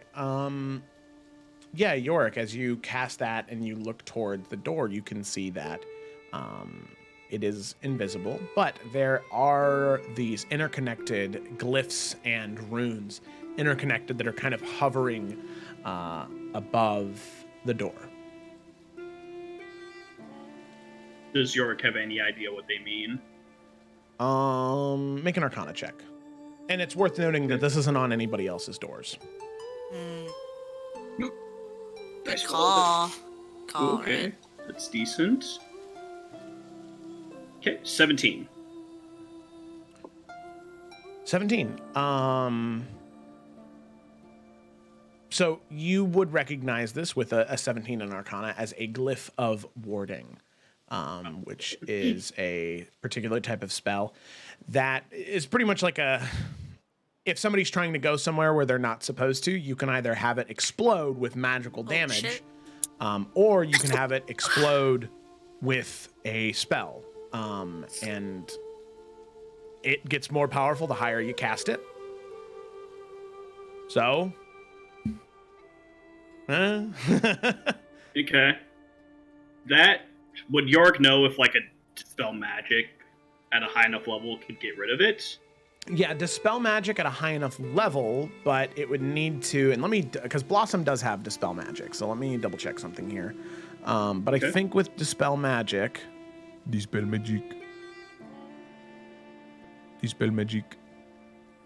Come on. Stop being a butthead. Or is it Eurydice that has Dispel Magic? I was going back and forth between their character sheets. I kind of thought it was Lila who had it, so let me look. Oh, but does Lila have it prepared? That's a Oh, good yeah. question. It's Nelfian who has it. Oh, Crazy. Stick! What level can you cast it at? I do have it Oh, and Hey. so does and Eurydice. prepared. Wait, no, this is all. Wait, spells? All? Manage spells. That should be all of them. Yeah, that's all of them. It is prepared. I think I have it always prepared, actually, because I'm from being Because of Arcana. your a cleric. cookie. Yeah. That makes sense. Eurydice also has it. Just has it. So, so she can, either Lila or Eurydice could attempt it, but depending on what level the spell is that Finch cast, it would affect the DC that either Lila or Eurydice would need to break. Well, Too if much. it's a really... Go ahead, Sorry, sorry. what? No, go ahead. I was just gonna say, would it be too much to see if Elon Ray would dispel it? He's probably a higher magic level user caster. Would Lila know if he has access to higher level spells than Lila does? Which I know Roll that we're you all could talking in the use. meta right now. Yeah. Let me see here real quick. Because I know you didn't want to get him involved. So, like, if he has a scroll and all that, that's really powerful. That way, he doesn't have to do it directly. Yeah, I don't know if that'd be better. Also, before we dispel it, do we want to, like, if he's able to help at least identify what they are? Because depending on what it is, like, it could be a really, like, you know, sus mark against him if we want to then, you know... Because I don't know, if dispelling's just going to get rid of the glyphs, like, this could be, like, a thing More to help evidence. build our case tomorrow. Like, you know, sure, there's something about having wards, like, you know, protect your shit or whatever, but, like, if it's some, like, big explodey, like, gonna hurt people, like, that seems a lot. Right, but it doesn't. Yeah. So Elanre would be a 13th level spellcaster. Ooh, Um, he's better. So he would have access to 7th level spells. But the thing is that doesn't affect... You don't get any extra modifiers for casting it at a higher level if it's not the level the spell was initially cast at. Oh. Oh. So, and his proficiency bonus... Well, no. His proficiency bonus is one more than you, but... So he might have a little bit better of a chance at dispelling it, but by a modifier of 1 than Lila or Eurydice, I'm pretty sure. Okay. Well, we can talk about it after we talk to Elon Ray and figure it out. Yes. Yorick will just pass on the information of him just glancing over there and just being like, hey, that's some bad shit. Probably a disintegrate in there or something. Me use disintegrate? No way. Never. Wow. But yeah, we can So- go into the office to talk more discreetly. With that, the sounds of the autumn winds, or of the mountain winds, fade behind you as you enter into Alon Ray's personal office, as the sounds of a crackling fire begin to fill your ears and provide a warmth over your body. The whipping winds of the mountain air, even though it's springtime and warmth is something that you get periodically throughout the day, but especially as the sun begins to set and night begins to fall in the mountains of the College of Hearthcrest, it gets pretty cold. So being in here is very refreshing, and it is quite nice. But with that, you can see Alon Ray sort of set the books down on his desk and sort of take a moment to rub his temple and turn to all of you and, oh, thank you for the raid. McClunky Squadron. Yo, what up? Oh, thank you. Howdy, thanks. Okay. McClunky. That's a great name. Nelfian would say before he, like, jumps into this. Mm-hmm. Nah, we came to find you because we had something rather important, but I hate to ask, What's been keeping you all day? You look extremely stressed. Well, in all, transparency, it's... And you see him kind of look over his shoulder, kind of out the window that's behind him that has these, which is just an illusion, which all of you know. But the illusion is that of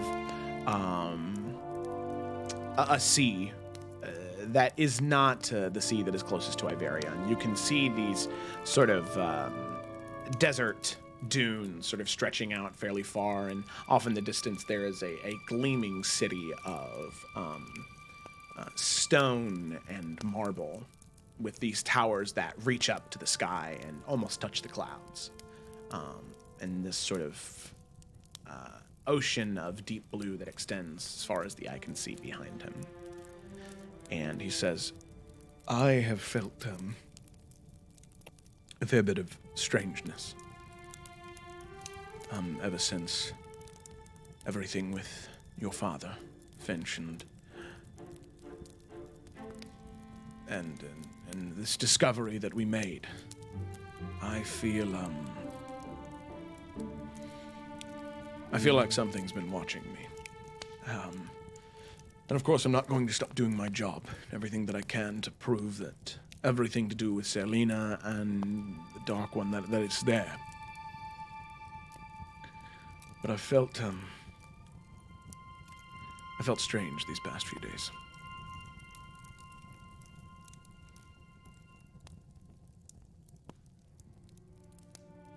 Just a feeling. So sorry for listening. No, you're good. Always you two. I know. We just have such great ideas at the same time. "No." Lila was just gonna say, just a feeling. Nothing else that maybe could have happened that's made you feel this way. No, nothing has happened. I haven't been attacked. I haven't been spoken to. I haven't even seen any signs or portents. There's no dreams. Nothing has directly affected me. It's just I can feel it, like creeping up my spine some nights. But I'm not going to let it stop me. No. This is too important. Much too important. I mean, like, you have every right to be nervous and feel that way, because, I mean, you know, past few days have been a pretty big bombshell in terms of a lot of what's been going on in Hearthcrest, though. Can't say I blame you for being nervous being here, considering what everyone was so close to and no one had any idea, you know? No offense. No, none taken at all. No, and I know that. I do. But like I said, I'm not planning on letting it stop me from anything that needs to be done, especially this meeting tomorrow. I'll be there to support all of you in whatever way you need me. But you asked me to come back because you had something for me. You had a request. The message was vague. Yeah, so she's gonna take out the key. Got this from my dad. Of course. All right. Yeah, we need to get into Finch's office to look for more evidence to prove the existence of the Dark One. And we were hoping maybe that you could, since when somebody's in there, it shows, you know, that somebody's in there. We were hoping maybe you could disguise that for us while we're in there so that it looked empty still. I can do that. Okay. And then there's also, Yorick said he saw a glyph of warding. Is that correct, Yorick? Yeah. Yeah, I mean, I can't tell what spell's in it or effect or whatever, but yeah, no, again, it's Finch, so probably something not good. Glyph And of I'm- warding. I'm happy to try to dispel it, but I know you have access to a more powerful level of that spell. If for some reason I'm not able to dispel it, or even Eurydice.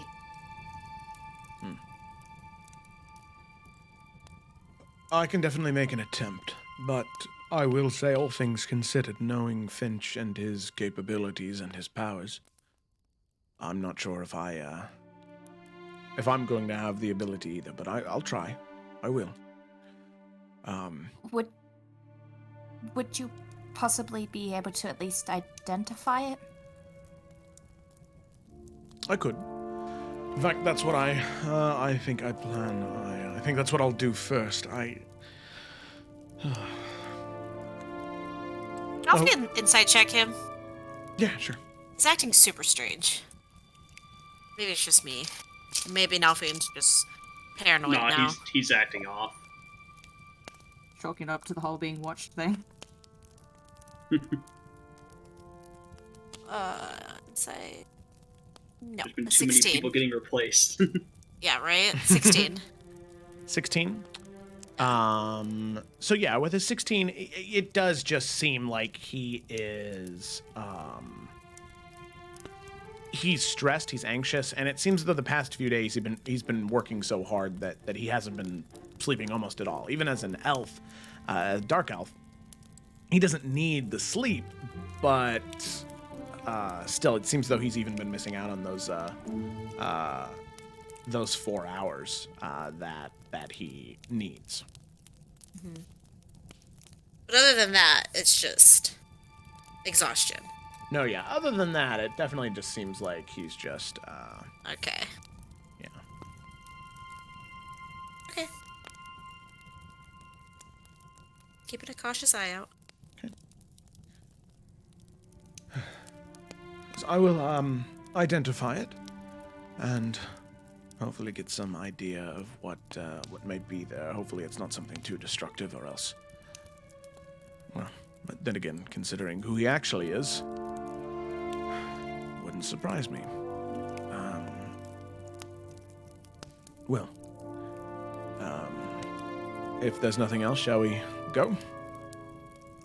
Oh, and then, sorry, just real quick. Once you're done with that and they go inside, you and I are going to stay out there just kind of keeping an eye on things, just, make sure we're all good. In the hallway. All right. Very well. I will do that. Perfect. Let's go. All right. Okay. And with that, all of you will exit out of Elanre's room and back into the College of Hearthcrest. Now, And there's no one else in the hallway now? not as of right now, no. There is no one else there. But with that, all of you begin to approach Finch's door. And York will point to where the glyph was specifically in case that's important for the spell. All right. And Elanre, you can see he'll wave up his the wand in his hand and sort of make a small trace over it and cast Identify, not taking the time to ritual cast it. Oh. Well, this is no small feat. That is true. It seems as though Finch desperately wanted no one in here, and if they did, he wanted to make sure that they would not live to tell the tale.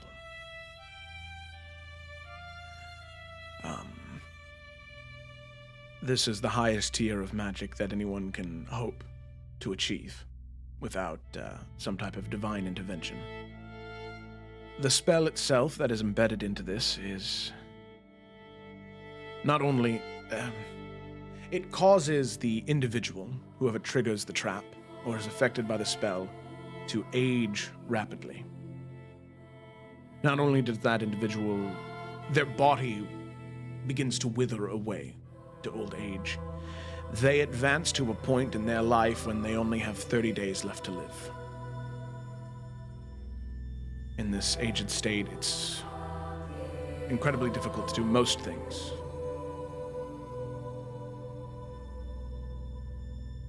And there are only 2 ways to undo it, but both require a similar level of magic to dispel the effect. Wait, is this not proof within itself that at least Finch is up to no good? I mean... It is, but part of the issue is necromancy is permitted within the halls of the College of Hearthcrest. This is incredibly dangerous to have on your wall, but... Oh, so you're saying a professor here could just kill a student because they needed to speak to a professor urgently, and by happenstance. Well, you can't get in unless you have what Lila has there. Well, there you go. You've proved my point. But it wouldn't be a student. It would be a professor. A headmaster. But also, we're not trying to prove that Finch is a bad guy. We're trying to prove the existence of the Dark One. Right, I understand. This isn't a good look for him either, though. And if we can prove the existence of the 13, why else would they all be walking about free, if not for a similar purpose? No, I agree with you. It's just kind of what my dad said earlier. A faction of people that are evil is different than a cosmic entity that is trying to destroy existence. Right. Also, like, I mean, I haven't met Finch, but I don't think he just put this on to be an asshole. He put this on because there's something in that office he doesn't want people to get to, which makes me want to go in and get it. What So do you you don't- recommend? Oops, sorry. I was about to say the same thing, just in a different...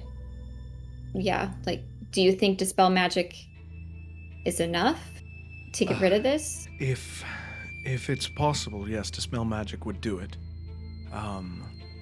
But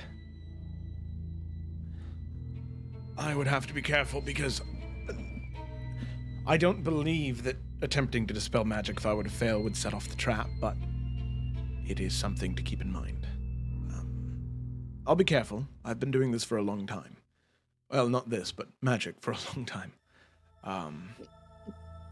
Do you think I could do it? You don't have to do it if you don't want to. I know you have more access to higher levels of magic, but I don't want you to do something and hurt yourself.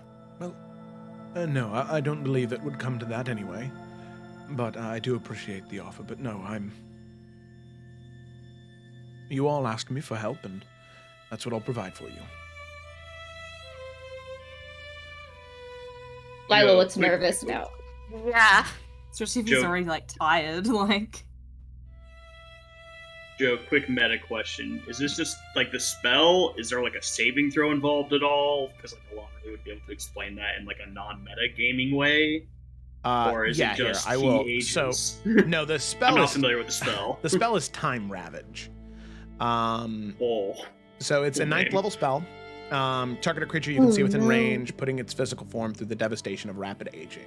Takes 10d12 necrotic damage on a failed save or half as much on a successful one. If it fails the save, it also ages to the point where it only has 30 days left before it dies of old age. In the Sage state, it has disadvantage on attack rolls, ability checks, saving throws. Its walking speed is halved. Only the Wish spell or Greater Restoration cast with a 9th level spell slot can end these effects and restore the target my to its previous God. age. Alright. We're gonna kill her on, right?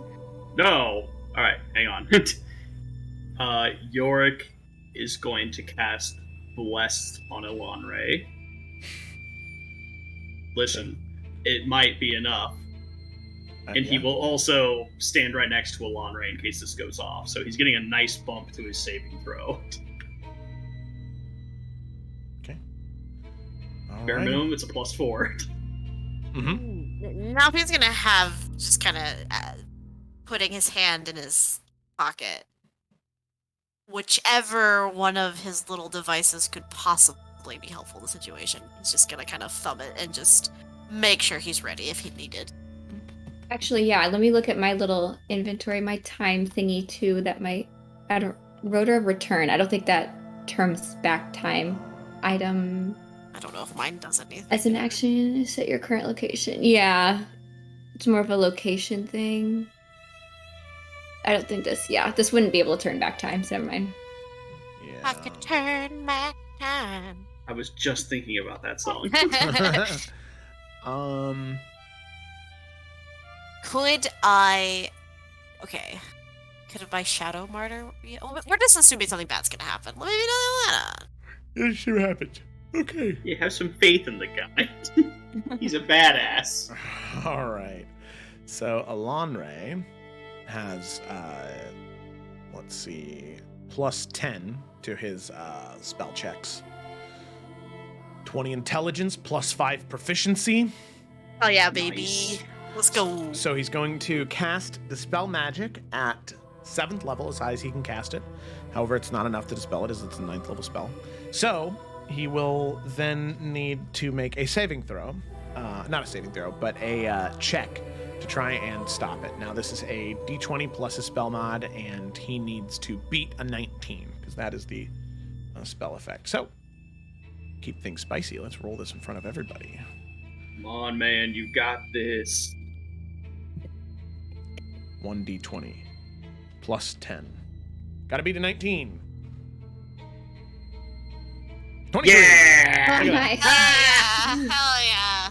Alrighty, so with that, waving his wand up in the air and flicking the magic towards it, you can see, Yorick, if the helm is still active, or regardless, you can see these pieces of magic begin to sort of crumple and fall and break, withering away as if the spell itself is now consuming the runes, right? Time ravaging away at the magic until those runes are just dissolved and broken, as eventually he peels the wand back, and the runes are no longer on the door. And you can see Elanre breathe. Oh, man. It's been a while since I've ever had to cast anything that strong. Yeah. But, there you go. Glyph of warding has been dispelled. Well done, fist bump. Thank you. Lila's gonna give him a quick hug. Yes. He'll hug back and fist bump you, Yorick. Yeah. All right. And then, well, with that, whoever is going to enter may enter, and the next step was a greater, major illusion, right? Mm-hmm. All right. Whew. Okay, and he'll pull his wand back out because he needs that. Aw. A major image, sorry. All right, 3rd level, that's not nearly as big of a deal. Yeah. Still feel bad. Yeah. Nelfi's gonna say, again, thank you. Seriously. You didn't have to do any of this. Of course. I hate to keep asking, but if, while we're inside, something does go wrong out here, please, if there's a way, you can let us know. I'll have sending ready. Alright. We will do the same. All right. And please, be on the lookout for traps in there. This might not have been the only one. Right. Now let's tell Lila, because... Oh, and Blossom. I'd assume. Yeah. Be able to do something about that. Okay. Yeah. I mean, Totally. That sounded you know convincing. what's fun? Because like I always forget about it. I have a wand of secrets. I can reveal traps. Oh! Yes. Well, Wag. you know what? Twig now looks at Twig and smiles. Now's the time, champ. As both of them remember at the exact same time that Twig They, has like, that eye magic contact. item. So I feel like I never use it because like I don't know. Amazing. All right. Anytime, Wait. anytime there has been traps, people just always make investigation checks. But yeah, you got it. Yeah, man, I got this. I got my little wand. Twig is an I feel like a mini honorary- Lila because she has a wand. Yeah. Yeah. Oh, cute. All right. If no one's coming around the corner, Lila will Hmm. take out the key, and if everyone's ready to go in, we'll go in. Okay. Yeah. You enter into Cassius's office.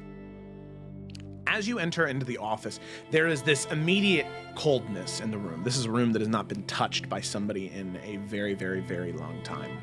The room is surgical, clean, organized. It is unfeeling as you enter. Everything is perfectly put in its place. There's no gaudiness, there's no superfluous decoration. It is plain. It's clean. It is, like I said, surgical in its decoration. You can see bookshelves line all of the walls, and there is a desk in the center. And there's one chair behind the desk and then 2 chairs in front of the desk for students that may come to speak with him, as all of you can feel a very welcoming environment for students who just want to talk about their grades. That was a joke. So you all enter and you step into the room. What do you want to do? Yeah, I mean, Twig's immediately then gonna use one of those charges, and it's any secret door or trap that's within 30 feet of me. It has a little pulse. Okay. So, Twig, as you use the wand within 30 feet of you, which is about half the size of the room, in the first half of the room, you can see that there are 3 more of those glyphs of warding that are on the ground in front of you. But there's enough space between them that you're able to easily traverse through them. Yeah, mark those because it has 3 charges. She'll just preemptively do the latter half of it as well. Okay, and you can see there are 3 more charges on the back end. Yeah. Or 3 more glyphs of warding on the back end. Yeah. So you're able to map out all of those, but in terms of, oh, wait a minute. It said secret doors. Yeah, it did. Give me a secret door. Give me a secret door there. Okay, so Secret on top. door. So using 1 charge for the first half of the room, 1 charge for the second half of the room. As you have your final charge and you're sort of making your way over towards the bookshelves, just looking, you flick, and you can see 1 book illuminate in your eyes, Twig, on the bookshelf.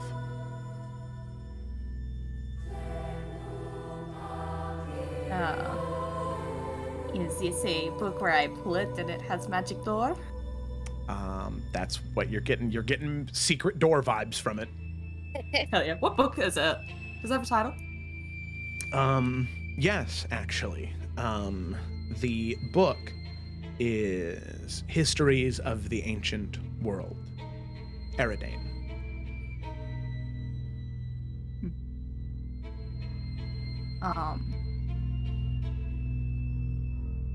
Next question, because it doesn't specify. Am I able to tell, like, does the one pick up if it's a, like, distinct, does the one distinguish between it being a trap or a hidden thing, or is it just the general ping? Let me double check the That magic seems item. like an oversight, because secret doors, good, traps, bad. I just, because it doesn't say anything, but I don't know. Within 30 feet of you, the one pulses and points at the one nearest to you. Oh. Is it nearest? Oh, shit! Oh, shit! So that was a bit of an oversight. I'm sorry, I did not read that. No, that's okay. I should have double checked too. That's fine. It hasn't been used in a while. We'll say that those charges were stacking up over time. Yeah, we'll say that it detects those. And I'll even say that in this moment, this book in particular seems to be, with your passive perception, Twig, it doesn't seem to, or your passive investigation, actually. Jesus, 19? Goddamn, girl. Your passive investigation, it doesn't look to be trapped. It does look to be more of a mechanism as opposed to anything else. And I wish to pull it. Okay. All right, you pull it. Boom! Okay. Oh my god. Big dice, new character. Twig, as you pull it, could you roll a d20 for me? Oh no. Let's roll it in here. Huh. Okay.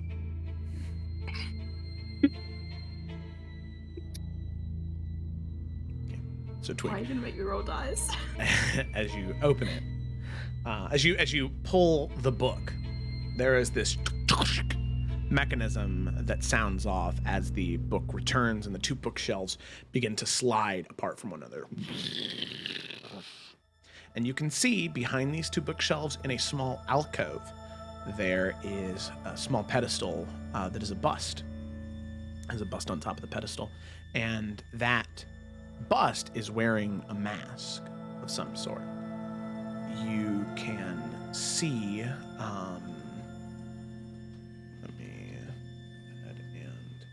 It is a map that is equal parts obsidian and ivory.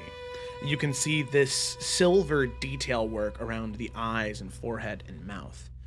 It is a full mask with a cowl attached to it, where the only things that are visible are the eyes. And that cowl covers the entirety of the head and the shoulders. As Twig, you think that you found the mask of the architect. Oh. I mean, it's kind of cute though. Oh, that's cool, but yikes. Is this Ghost? Papa?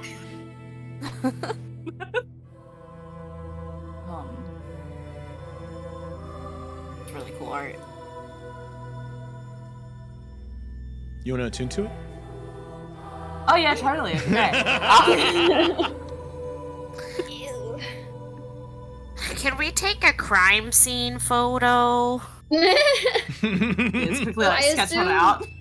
Everyone sees this. It's not just. Oh, yeah. All of you see Twig not double check with anybody, but pull a book on his shelf, and then the mask of the architect is revealed, Yeah. thus confirming Twig as the architect. Right. Obviously. Obviously, yeah.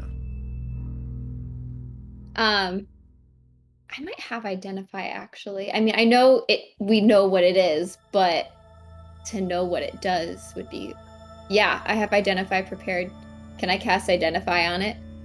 Yeah, you immediately cast Identify. Not ritual, right? Yeah. Don't want to take up too much time. Makes sense. Okay.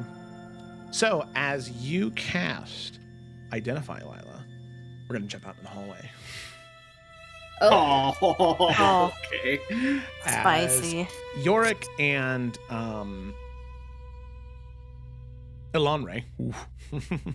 As Yorick and Elanre, the two of you stand outside. You can see Elanre is trying his best to focus on the the spell, but you can see he looks over towards you and smiles, and we'll just try and strike up conversation with you as to not make it too conspicuous that there's just two individuals that are standing outside of Finch's door. I was going to say, York did want to talk to him about something, Oh, but okay. if he's like really trying to focus, we can do that another time. But No, it's not like a focus where he can't say anything. He was going to strike up Okay. conversation with you anyway, so yeah, you can. Okay. So he would look like, he would see the smile, and York would smile back, and he would go like, "So, is it common to be initiated in the order and they just don't tell you anything about it?"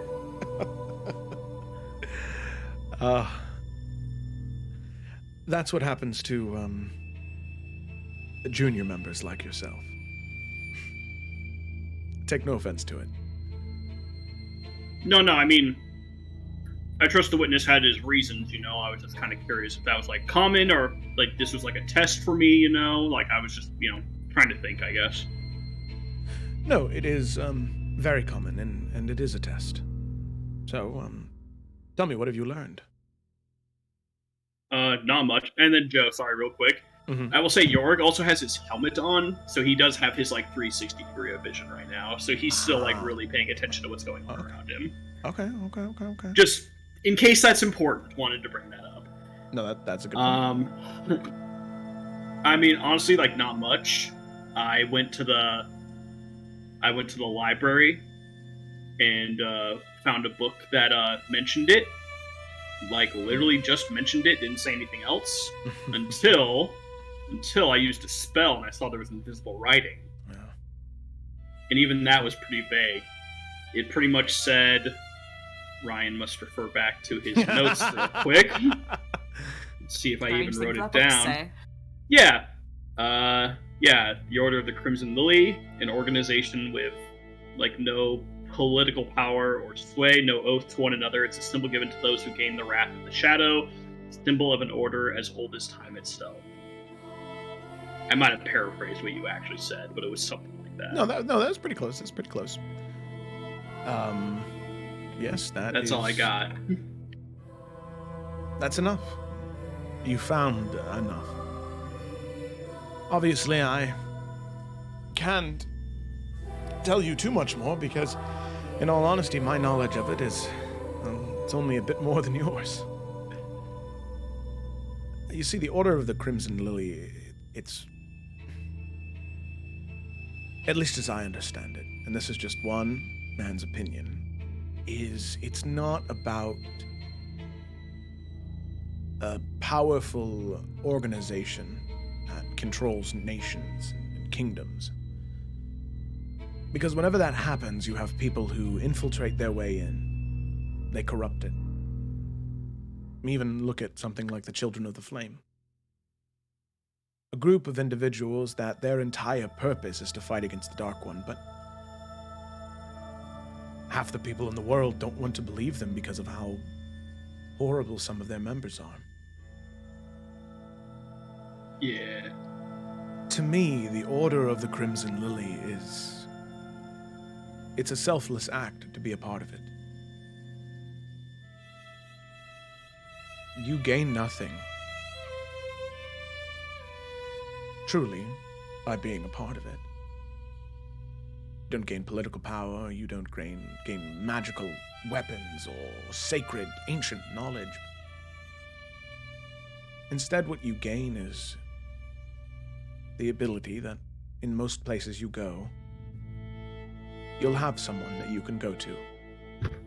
Someone who can help you. So that way, those people who are truly against the Dark One can always be where they need to be. I hate to think what would have happened to Lila and the rest of them if you hadn't been there. As soon as you got there, in the ancient ruins of House Markle. I mean, they're pretty badass. They might have been fine. They might have been. But I'm sure that you definitely made it easier. I like to think so. But I mean, there's you, there's me, there's the witness. I mean, I don't need names, but like, how many others have you met if you don't kind of tell each other who you are? Yes. Well, there is a saying, and now Joe needs to go back to his notes. Yorick nods intently. Yeah. Just listening. Yeah. I'll tell you what the saying is here. In just Yorick eats some trail a mix. second. Oh, God. Made it himself. Oh, he made the trail mix himself? Yeah, but it's just M&M's. That's fair. That's fair.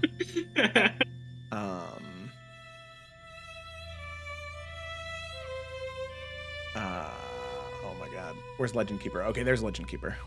Oh, God, I've got too many tabs open right now.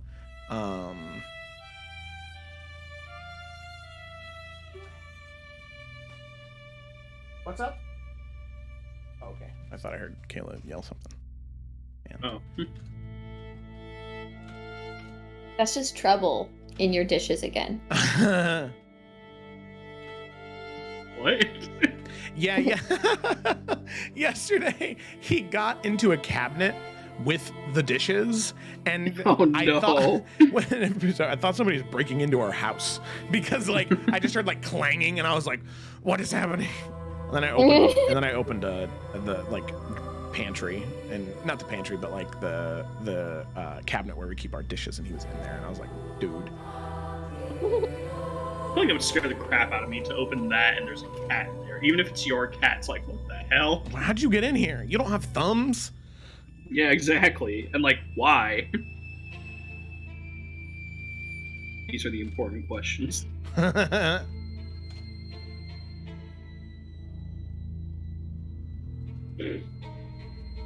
Sorry, I'm just trying to make sure that this is consistent here. Of course.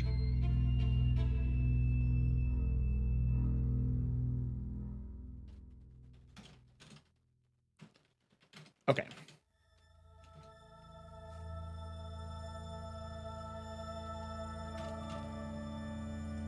Okay. There we go. So, It might seem a little, I don't know, old-fashioned, but for most people, if you approach them and you say, "For I have approached the shadow and know that it is no friend, will you welcome me?" And if they respond, "I will welcome you, brother," or "I will welcome you, sister," then you know they know the words. Because some people in the Order do not have the token same as you. That is very old-fashioned. No. Well, that's good in case it ever breaks. It seems really fragile, and I do a lot of dangerous shit. It is, which is why they're not used very much anymore, as far as I know. But for those that are older, that maybe haven't interacted as much, it's a great way to prove who you are and what you stand for. In terms of individuals that I know are members, I know for a fact that King Kjaldison is. On top of that, there is a... Well, never mind, you know this because you'll interact with Blossom. I know that there are some members of the Silent Shields that are also members of this order. I don't believe Blossom is, though. Gotcha. If she is, she's doing a very good job of keeping it a secret. Yay. Yeah. And then, Joe, could you send me that, phrase and counter phrase, or can you say it again? I wasn't able to write it down before you finished it. Yeah, here, I can send it to you. I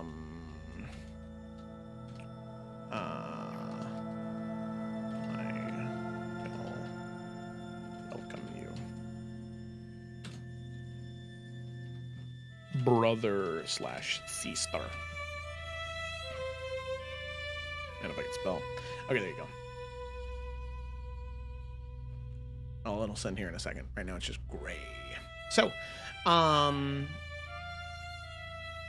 says that, and as you sort of keep that in mind, is it still gray? Yeah, it's still gray on my end. Hopefully it'll send here in a second. Oh,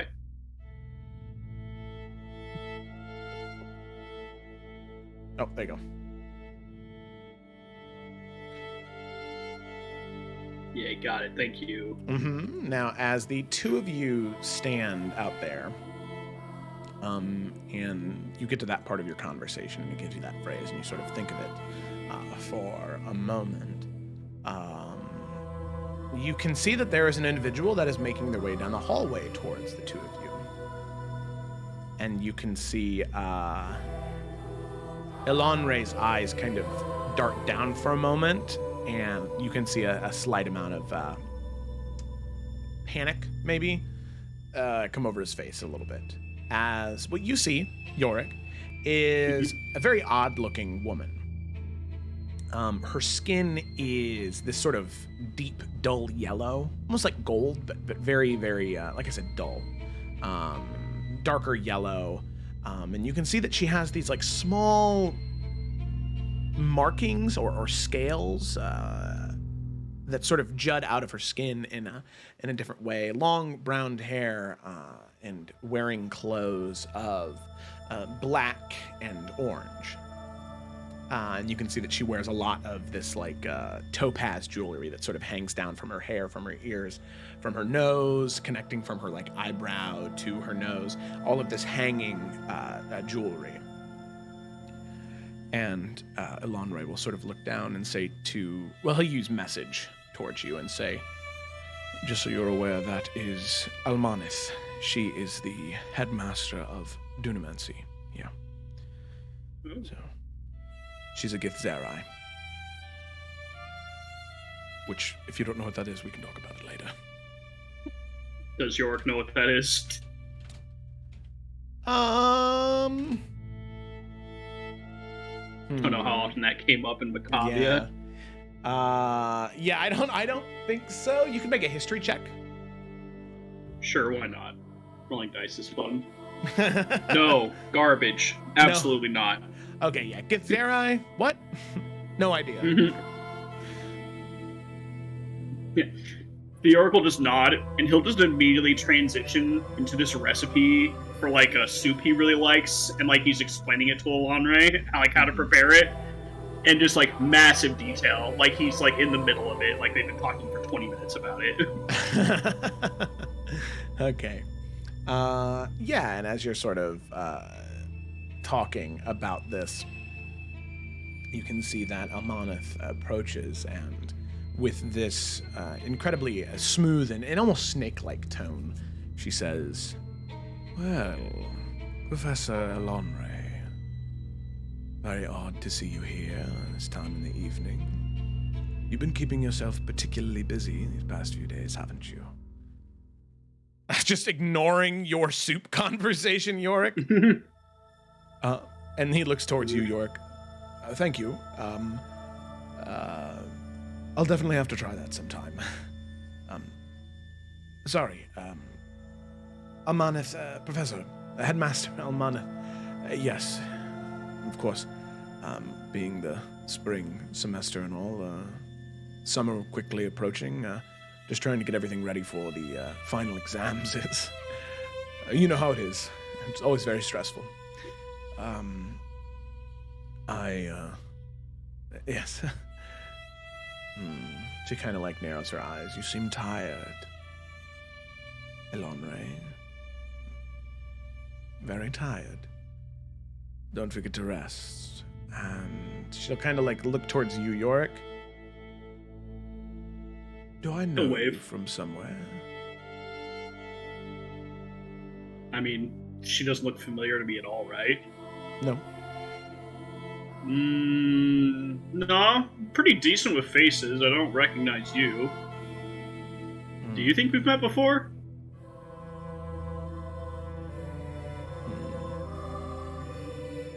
Maybe not met, but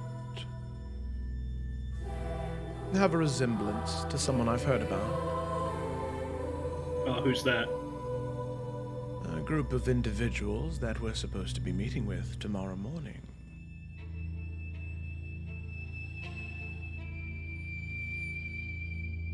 Yeah, that'd be me. Ah, so you must be Yorick then. Yeah. I thought so. Well, wonderful to make your acquaintance before that meeting. I'm very excited to see what you have prepared. Yeah, I mean, it's not great news, but, it's important you see it, so it'll be a good meeting, even though it's like a bummer, So if you don't mind me asking to the two of you, what brings you to this wing? I know, Elanre, your office is here, but it seems as though you were quite stationary. The riveting conversation of soup enough to stop the stroll.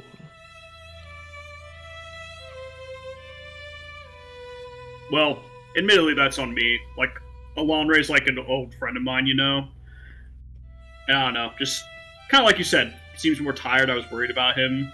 That's why I wanted to talk and just, give him this recipe I like. Just made sure he was kind of taking care of himself. There's enough shit going on. We need people like Elanre to be okay. York, I'm gonna ask you to make a deception check. I'm in between deception and persuasion, because none of that was necessarily a lie. But you are trying to hide the truth of why you're here, so yeah, deception. I mean, they're the same modifier for what that's worth, okay. So... So we'll say deception. Because it's fun. Oh, 22! 22, okay. Insight. Okay. Very well. Well, try not to stay up too late, Elanre. You need your rest, as I'm sure Yorick and his companions will be very much needing your assistance tomorrow. Now, Yorick, when you see your companions, inform them that I look forward to hearing what they have to say. I've noticed that the college has been rather stagnant with issues, and I'm excited to see solutions after so long. No, happy to hear that. Yeah, I'll absolutely let them know, and we'll see you tomorrow. Wonderful. Well, Elanre, I hope the soup helps. And Yorick, have a good night. Yeah, you too. And she will walk on her way. And then turning back to Elanre, kind of like walking still within earshot, Yorick's like, so the important thing is to save some of the stock, because then you boil your rice in it, because then it infuses the flavor. Like, going off like the conversation never ended, just while she's walking away to try and make it more believable. Yes, very much so. Okay, I'm picking what you're putting down. Alrighty. So. And then he'll just wink at Elanre, like, well done. I kind of exhale and nod as the two of you finish your conversation, or at least maybe actually continue talking about soup as we got back to the party inside. So, Lila, you cast Identify. And as you do, you can see that this magic item is very powerful. In fact, this is not just a legendary magic item, but this itself is an artifact. So this is an incredibly old magic item, and it is incredibly powerful. So some basic things. For one, when attuned to this item, your armor class, you add 3 to it, for one. You have, it has spells that you can cast from it that include Animate Dead, Blight, Circle of Death, Finger of Death, Power Word Kill, and Speak with Dead. While attuned to the mask, you can use your action to conjure skeletons and zombies. You can do so with a number of hit points up to 500, each undead having average hit points. So for a skeleton, let me do the math real quick. So if he were to summon skeletons, he could summon about 40 skeletons. With one use. That is just one action. Oh my god. Yep. Let's see. The mask itself, as you do identify it, you can feel these wisps, these tendrils of feeling and shadow reach out to you as you reach into it. You feel this coldness as you hear a voice reach out to you. Feed us. As it reaches out, hoping for some type of to consume something.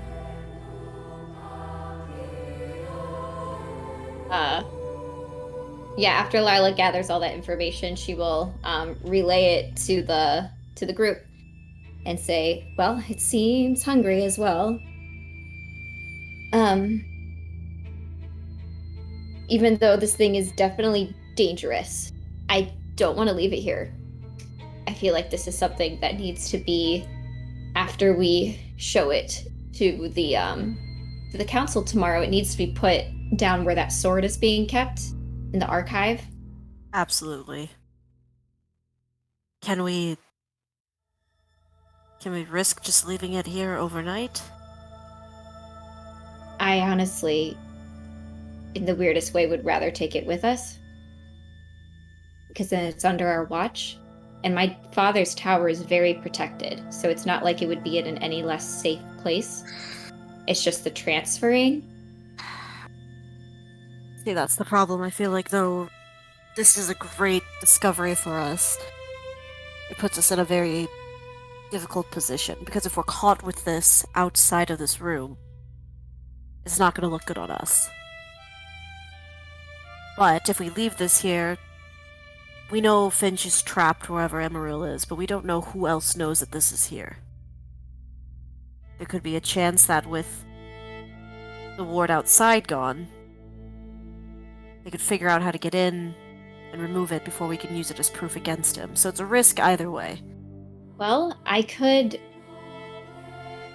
cast teleportation circle and get this back to my place or my father's tower tonight without really doing any sort of real transferring. And then we can just come back tomorrow very well, like protected and everything, and have like maybe like a box or something that we keep it in that my father would have. You know, something that we can not just be parading around this thing. Right. How do we explain how we got it, though? I mean, if we're using it as a connection to Finch, then...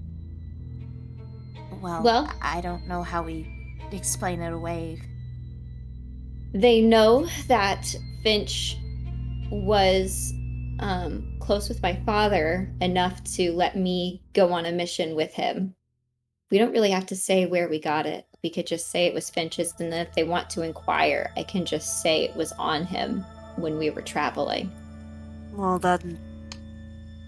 I hate to say this, but what if they're all magic users, so what's stopping them from casting some type of spell to make sure you're telling the truth?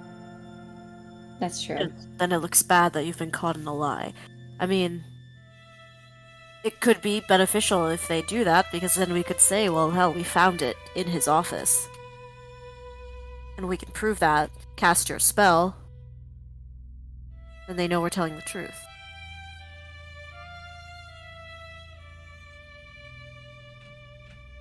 Hopefully they just won't care about how we got in here.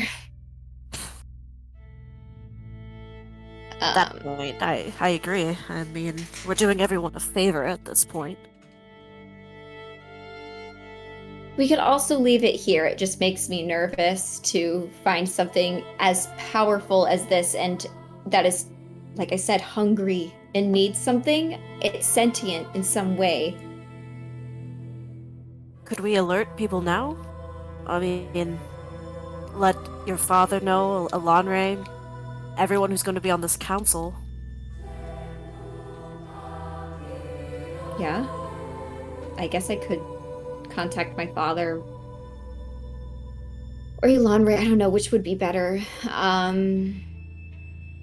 Maybe my father. He's actually on the council. He knows maybe a little bit better how they would think. It's a good idea. Maybe let him know first. See what he says, and we can go from there. Okay, yeah, Lila will cast sending to her dad. And she will say... Nalfin is gonna, like, kind of, not rudely, but just kind of push Lila away from the thing while she's making her phone call here. Oh, that's fair. No, that's smart. Yeah, so she'll step away, and then say to her dad, in the office now, found a very dangerous and powerful artifact. Would it be wise to take it or leave it for tomorrow?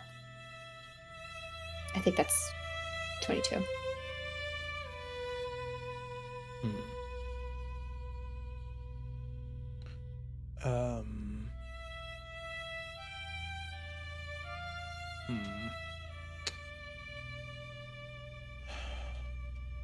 Trying to think about how he would respond. He would say, I believe, considering that you're not meant to be there, if it is discovered that you took it from there, it could look very bad. But if you have a decent enough excuse as to why you have it, and you haven't turned it into the vault yet, then that could be permissible. Okay, she'll tell them that. So we just need to figure out a good reason as to why would we even have it and not have already turned it into the vault. But I mean, I feel like proving would be enough of a reason to not immediately turn it into the vault. But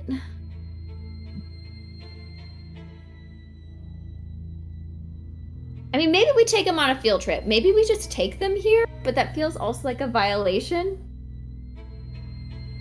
Oh, I mean, what rules are really in place here now? This is breaking everything that know. they think that they know. This is infiltrating who they all thought they could trust. You know what? We'll just say to protect my father, I stole the key. I don't fucking care what they think of me. I know where stuff is. I could figure it out. I could tell him I read his mind and found it. Like, I'll take the fall. So we could just blame me. Well, we can also That's- tell the truth that Finch betrayed you, and you had every right to want to know more as to why. Well, yeah, but more so the key thing. I'm more worried about my dad getting in trouble for giving me the key to do this than. So that covers that at least. I don't care if they don't like me. I mean, if we're wanting them to believe us, though, I don't know how good it is to then lead with the idea that we're liars and thieves. I think we should make sure they at least trust us if we're going to then have to be convincing them of the Dark One. She's right, maybe we should just... Is there an emergency meeting button somewhere? Do we have to wait till morning? This seems pretty warrant of a meeting now. Wouldn't you say? I guess we could. We could take it straight to. I guess Lila would know maybe like a good the conference room. The conference room. I don't know what it would be called. Maybe we The bring them council all- room. Maybe we bring them all here, like you said, a field trip. You stay here. I can bring them.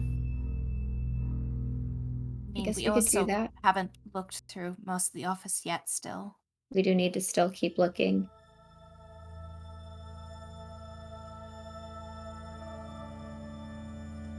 I think if we're Or calling an emergency meeting, we can at least wait in case we find anything else. we don't necessarily have to call an emergency meeting per se. We could still do the meeting in the morning, but we could get. I mean, my sister works for the archive. We could get the head organizer to come up here and take this now. Oh. That's a good point. Better safe than letting it fall into someone else's hands, and then at least one person who I assume would be on the council would know that it's here. I think that's a good idea. But Twig's also right. Let's look around first and see what else we can find. Right. Yeah, so I guess Lila would then start looking like everybody else, but she would also not just look for the incriminating evidence, but like any signs of things that maybe Finch's like humanity or something he would like care about outside of the Dark One. His personality. Who is he? A diary? Yeah, okay. So easy enough you're able to go through the desk. None of the desk is locked. Obviously, Finch, it felt as though he didn't need to do that, considering all of the runes of death around. So, you are able to find several things. In terms of incriminating evidence, that's what we'll get to first, and we'll get to Lila's thing next. Most of what's in his desk is mundane stuff, right? Most of it is papers or notations for classes, things like that. You know, his day-to-day life that he would have had to have lived. That's thing number one. Thing number two is you can see that he has several documents related to trying to pinpoint the location of Mezin Kelnos. Nowhere here does it say why, but just that the clockwork mage, Mezin Kelnos, he was trying to figure out where his last known location was, which all of you can assume to hopefully find his jail, his imprisonment. But nowhere does it say anything that specific. Just that he was looking for the last known location of Mezin Kelnos. Cassius was also studying a great deal on the Dowie and necromancy. Lots of his books in any of the bookshelves or in the desk are his personal notations on those. But nothing is incredibly incriminating that would immediately lead you to believe evil, especially considering the college's stance on necromancy. The only one that is a little odd is he has several stories, personal accounts, and information related to Shaidar Tan, the Wings of the Dark, which is specifically, all of you would know, the Mount of Loro Khan, his massive dragon. And you can read stories about how several months ago it was sighted in Calderas, the sort of desert continent halfway across the world, and how it's been terrorizing places. Notation about specific characteristics and features, which, Lila, you make a realization there because a creature that looked very similar to this, a illusory version of it appeared when you first went to this the ruins of the Golden Sisters with Cassius. So in terms of mildly incriminating evidence, that's what you find. But then, Lila, as you're looking through things, you do find what looks to be some type of, in one of the top drawers, what looks to be some type of locket. And as you open up the small locket, you can see what looks to be some type of small portrait of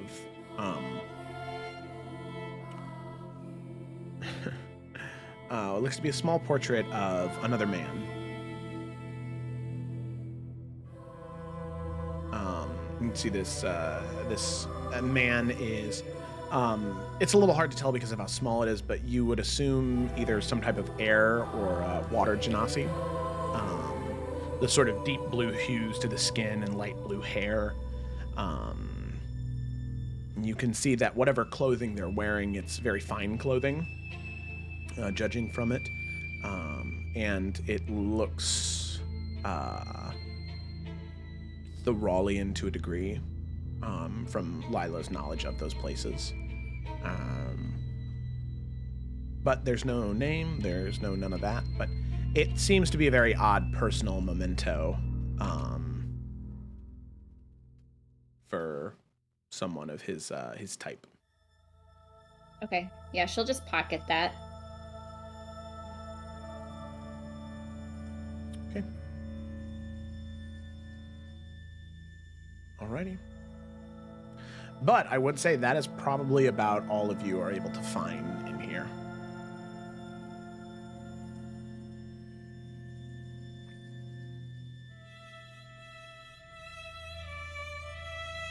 And this is even like looking through that the like hidden door room. Yes. It was just a pedestal that had the mask. Oh, The is only it thing just that that? was- Okay. Yeah, it was just the mask.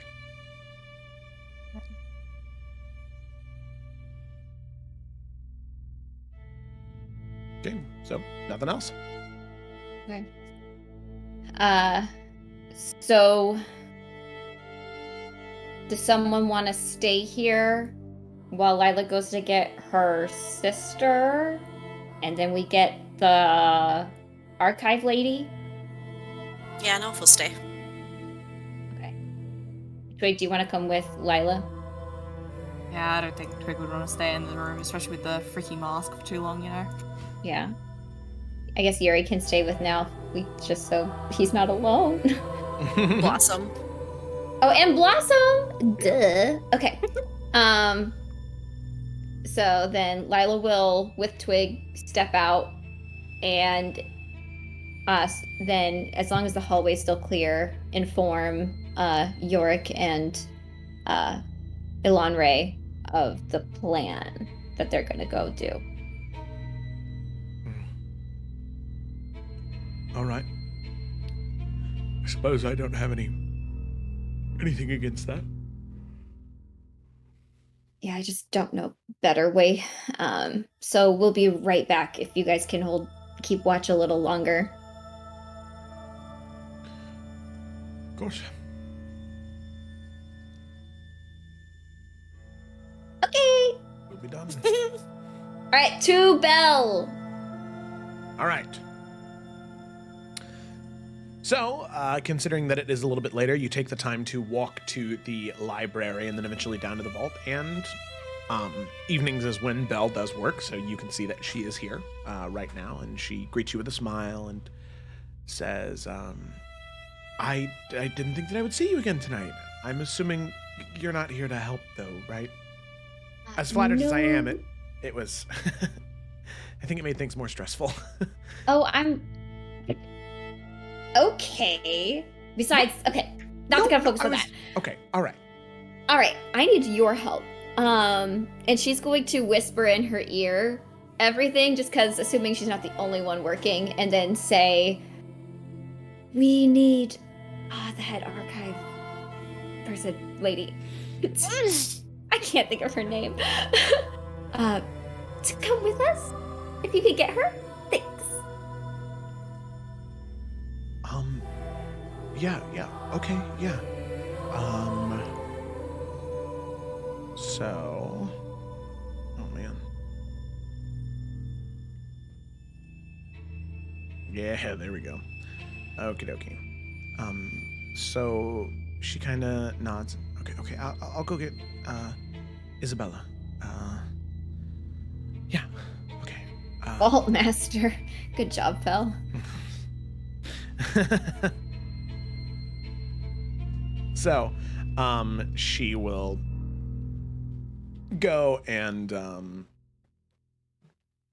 go find Vault Master Isabella. Eventually, she does return. Several moments later, Isabella, in sort of a rushed tone and energy, she enters into the room, and the woman approaches you and kind of pulls you off to the side so nobody else can overhear the conversation, and says, "And what Bill told me is true. You are absolutely positive of that?" Yes, and so I really need your expertise right now because I don't know how to handle something like that safely. But we do need to show it to the council tomorrow. If you can also help with that. Of course, I will be sure to have it there. I will need to bring a couple of people with me, just for safe traveling and suppressing the magic within the mask. Perfect. That's exactly what we need. Okay. Ready. So she'll kind of run off, and then she'll start heading in that direction with two individuals. You can see they have this sort of like 2 foot by 2 foot by 2 foot like lead box that they carry on these metal rods. Hell yeah. And you can see there are small arcane runes etched all along it to suppress anything magical that's put inside of it. And Belle sort of looks to you, Lila, and says, just be safe, okay? She'll push her hair behind her ear. I will. Okay. By the way, I like seeing the pink again. Oh, thanks. Welcome. She'll nod at you, and I mean, she'll just get back to work if you're leaving. Yeah, she should go with them and doesn't really want Belle around this stuff, even though she just talked about bringing Belle into the astral sea. You know, little It's different. separated for some of the danger. It's different.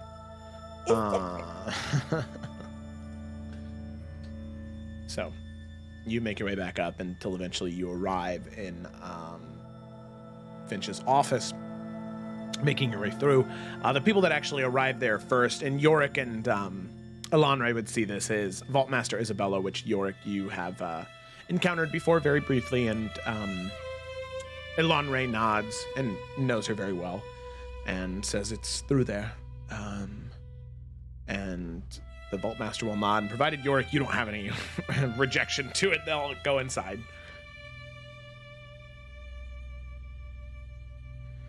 Yeah, Lila will swipe them in. All right. Shoop. Swiped in. So they enter, and Nalthian, Eurydice, and Blossom, you all see them enter, lead box, and they do not touch the mask. Instead, using what looks to be some type of telekinesis, they lift the mask off the pedestal and slowly set it into the lead box, clasping the top, locking it, sealing it. You can see the actual metal brim around the edges where the lid had been lifted and closed. As they close it and lock it, those that sort of edge and trim just kind of fades away, as now it is just one box that has no way to hinge open or closed. With that, the mask has been sealed away, and Isabella affirms that she will bring it to the council meeting tomorrow, and she will state that it was found in this office. Amazing. Good job, team. Ooh, high five. Okay, one horrible thing dealt with. And there was nothing else here for us to be concerned about. No. Okay. Call, guys. That could have been really bad. Yeah. Yeah. Coulda. We dodged a lot of bullets, but I guess we'll leave and join Yorick any longer. Alrighty.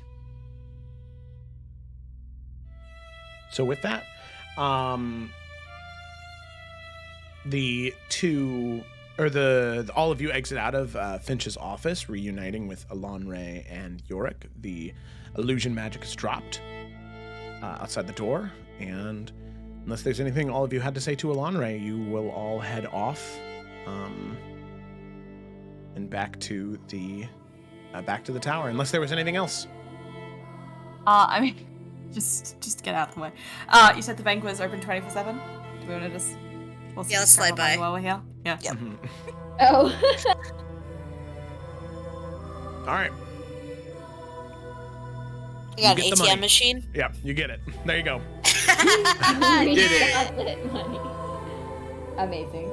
I love these little What like was it? small casual errands we've been doing in between such crazy shit. Boat ride. Mask, that's dangerous. The bank. How much Okay. were we even getting? I can't even remember. That's I a think great it was question. 1,200 each. I think it was 6,000 total. So between the Yeah, five that sounds of us. right. Or are we including Blossom on that? It's 1,000 each. Don't. Nah, fuck her. She wasn't here for most of it. Don't. All right. Blossom- Sorry. No, you're good. Blossom is fine in terms of money. She has 200 platinum and 130 gold. She's the Silent right, Shields all took right. care of her. All right. Oh. Fair enough. What time is it? At about this point, it is a little bit later than that. Too late to go visit the guy, probably. It's like 7:30. By the time that you get back to the town and get there, it would probably be 8 o'clock. Oof. Yeah, nah. It's alright. You still have all day Thursday before the turn Yeah, and Efren arrives. For sure. Yeah, Yeah, we let's can just do it focus on then. the trial right now. So, okay. Alrighty. So with that, all of you head back to the tower after an eventful day. You head to sleep, knowing that in the morning you will be approaching the Chantry of Academia to hope to prove to some of the most powerful mages in the world the existence of the Dark One and his plan to destroy existence as everyone understands it. Hopefully in doing so, you'll have some very, very powerful allies going into the inevitable fight that lies at the end of this story. But we'll have to see that after our break. because we're going to take a real break now, since this one is a legitimate one, not a mini baby one, just because I got a phone call. Yeah. Okay, so we'll take a break. We'll be back in a little bit, and we'll see you in.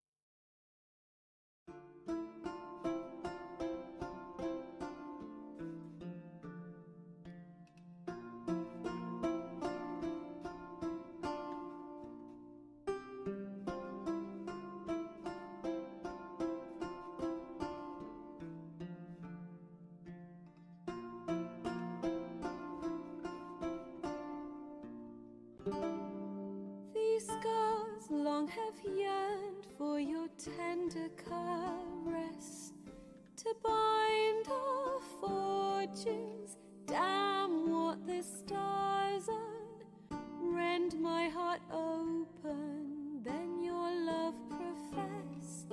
A winding, weaving fate to which we both atone. You flee, my dream come the morning. Your scent, berries tart, lilac sweet.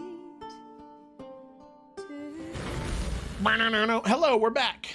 And we're going to go ahead and dive back into the session. So picking up where we left off, our group of adventurers had found several items, specifically one mask of the architect within Professor Finch's office. This mask seeming to be the main mode of being able to incriminate at least Finch in his connection to quite horrific things. There's also several pieces of documentation found in his desk that would help connect him to the Dark One and other members of the 13 Forsaken, and hopefully the party believes that hopefully that will be enough to convince the 9 main heads of the College of Hearthcrest to believe them in this endeavor. So, where we left them off, they had headed to sleep that night before, and now they wake up. The morning of, bright and early at around 7 a.m. on the 25th of Stormtide, to have their meeting with the college headmasters. So, as all of you are getting ready, Jamie is not here with you, as he is already going to be at the college preparing and conferring with the other headmasters at this moment. So, before all of you head to the college, is there anything anybody wanted to do? I think either this morning or last night, one of the two, Lila would be looking at that locket with the portrait and just kind of like looking at it to see if there's any more details that, like, in passing, you know, like just like looking for it, you wouldn't have noticed. Maybe like if there's a name written on the back of the portrait or anything, or even like any detail on the locket itself. So,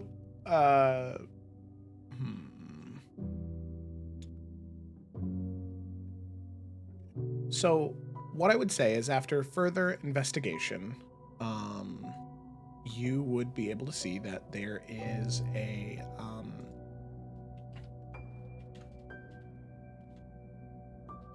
there is a name, and you can start to examine more of the details more closely to get a better idea of what this individual looks like. And I will go ahead and show that to you now. I just need to doop doop doop doop doop. There we go. Okay. So the name on the locket itself is only a first name, and the name is Aegon.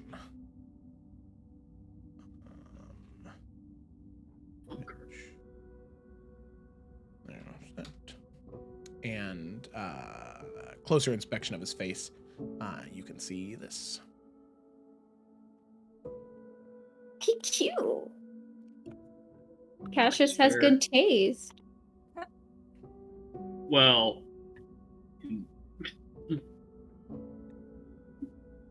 sure. I was like, what, Ryan? I was gonna I say mean, you want to finish that. not in other things. No, I meant. Okay, cool.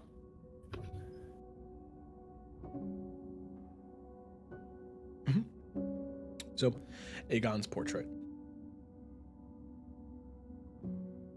Got a name, got a face. Would Lila remember ever seeing that person around either Hearthcrest, the city, or the college? No. Okay. Yeah, there's no check necessary. That is just a no. Okay. All right, well, she'll just keep that tabbed in her head. But no, there's nothing else besides just getting ready with everybody. Okay. Gemma, Kayla, do you guys have anything? Because if not, I have a thing. No, go for it. Nah, like I said, I just feel like not the right time. All right, so reverse card to you, Felicity. She gets a ping from Yorick requesting entrance up to her room. Hey, she will let him in. And he'll just make his way in. Is she still looking at the locket, or has she put it away? Probably not in that moment. She probably would have put it away. Okay. Hey, just wanted to check in, see how you were doing, see if you were ready for today. Yeah, I'm a little nervous, but I'm ready. Seems like we have the best lineup that we could. Other people speaking on our behalf, along with some pretty hard evidence, so hopefully we'll be pretty good. Yeah. I was thinking about what we talked about last night, you know? And I And he'll come over and he'll kind of sit next to her or across from her if she's at a table or something. I don't know. Mhm. I just wanted you to know that, like, for what it's worth, because, like, I know we haven't known each other, like, that long still, but I'm really proud of you. Like, that conversation, I know that wasn't something you were looking forward to, and, like, it wasn't fun by any means, you know? Not that I was mean or anything, but, you know, it's a tense topic, you know? Right. But I think anyone who goes out of their way to ask those kind of questions, to try and seek out that truth, to try and find the right answer when people don't even want to ask the question, I think we'd be better off if more people did that. She'll smile. Thank you. That's really, really good to hear. Because, yeah, it was hard. I don't, like you said, it was not fun. I don't really like going against what the group wants. So I appreciate hearing that. Sometimes to find truth, you have to risk having uncomfortable conversations, you know? Just people having to look at who and what they are and what they're thinking and feeling, and truly asking them, is this right, or do I just want it to be, you know? Because they're not as often the same thing as we'd like them to be, you know? No, you're absolutely right. I just know that this past time in Northcrest has been really hard for you, and you know that's the worst part about being strong is you know, the people who are strong tend to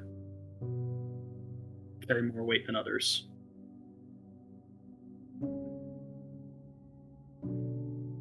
Yeah, definitely visiting Hearthcrest. Actually, not even just visiting Hearthcrest. The past few months have gone completely not the way I would have ever expected them to. My life is completely the opposite of what I was expecting it to be after going on that trip. Everything's upside down, basically. But I don't know. I was talking with Nalfian a bit about if I feel like I fit here, if I'm doing the right thing, if I belong with you guys, or if I'm just an awkward puzzle piece that doesn't quite belong. I don't think that's true. At least not anymore. I feel like none of that was meant to happen to anybody else. At least I hope it wasn't.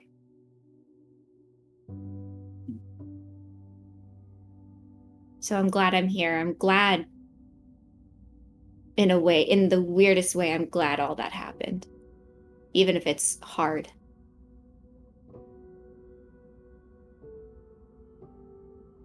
But also, and she'll pull out the locket and hand it to him. I found this yesterday in Finch's office. You're kind of like look it over. Does name or face mean anything to you? No. Just makes me wonder if what meaning it holds to him. Well, I don't keep pictures of people I hate or I'm trying to kill in nice little lockets I wear around my neck. So I think you're onto something. We'll see. And he'll hand it back. But yeah, I don't know. I don't know how much like alike we are. Like, we're both like great people with like great taste and all that, you know. But like, I'm really hard on myself, and I think you are too, you know. And just I just want to make sure that, like, no matter what happens, I just need you to know that you've done your best and more than what other people would do. And regardless of the result, that's something to hold your head high over. Thank you. That really means a lot.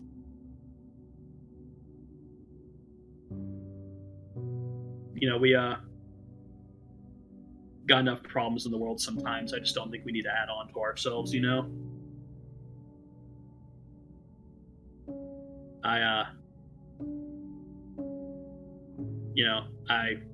because believe me, this is a true story. I actually used to be a really angry person.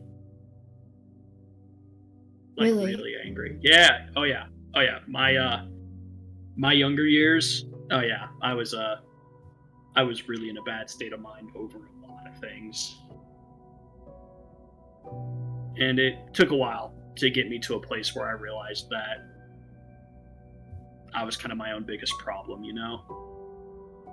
Like, the person most in my way was me.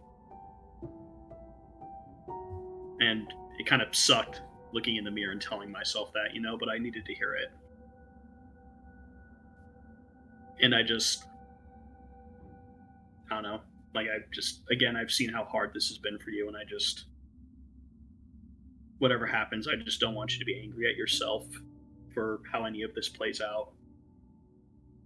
Because it's not fair to you, just like I wasn't fair to myself when I was younger.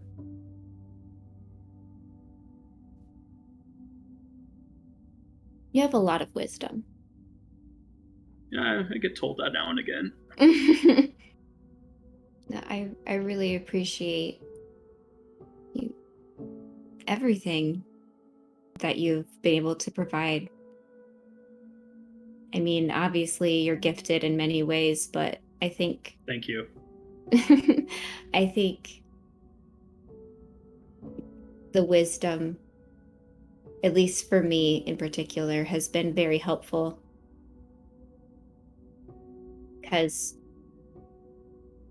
sometimes you could be saying something to yourself, but you won't believe it unless you hear someone else say it. Oh yeah, I totally get where you're coming from on that 100%.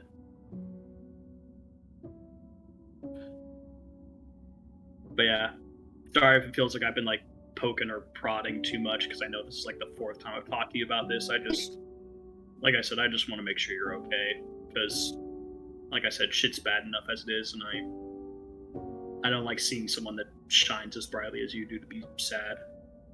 Oh, thank you. Yeah. I think it was just a lot that caught up to me, Mm-hmm. But I feel a lot better now, a lot more at peace for some reason. I think after talking to you last night really helped me feel, I think that helped me the most feel like I'm not that puzzle piece that doesn't belong. And I think that was just what I needed. Well, I'm happy to hear that then. I'm glad I'm here with all of you, It's, just feels right, Good. I mean, I know you did a lot before coming here, but I'm really glad they sent you here. And I definitely feel like this is where you're meant to be. I don't know if you feel a calling to go back home necessarily, which I understand if you do. It's home. I feel a calling in some ways still to stay here, but I'm glad you're sticking around. Well, don't worry, I miss home, but the best thing that I can do for it right now is to be here. And that makes it a lot easier to be away from it. Also, all the food you guys have here is fantastic. Like, just so much stuff here that we did not have back there, and I'm taking it all back with me. I was like, you definitely should. But yeah, if I could like borrow Alfred for like a month and just have him help me with like a party when we go back after celebrating the Dark One, like, I don't know. He might not want. He's pretty devoted to the he's like an honorary Tatiana, so you might need to get a recommendation from Alfred to have that person come back with you. I mean, maybe, I don't know, just, I mean, if you want to come, maybe he comes as well, just, you'd like I would Macavia, love at least to my come. area. I would love to visit Macavia. Besides visiting our summer homes and the journey we've been on most recently, I really haven't seen a lot of the world. And I've only heard about Macavia. So I would definitely love to see your home.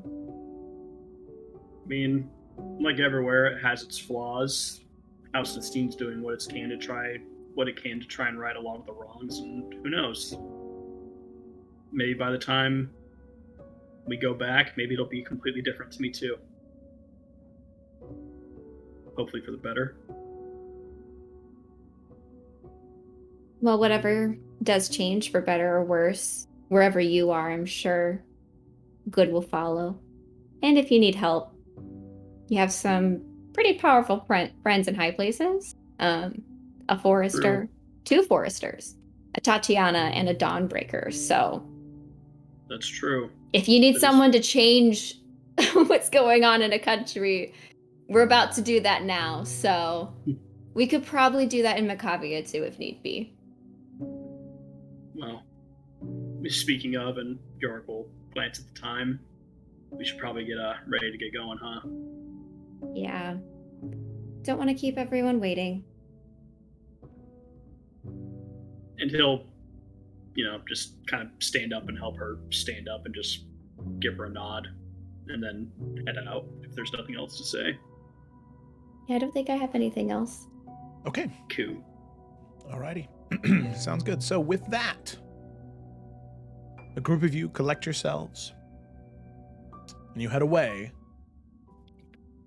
from the Tatiana Tower using the teleportation circle within to head to the Chantry of Academia. As you make your way through the halls of the college, you can see that there is an intensity to the building as you walk through these halls today. Many of the mages and high-ranking professors sort of flock the hallways as all of you walk in through, heading towards the Chantry. As you make your way through the halls, Lila, you leading them as you know where the Chantry is, you know that this is not going to be as simple as a presentation for the 20 heads, 9 main heads and 11 minor heads. This is a spectacle.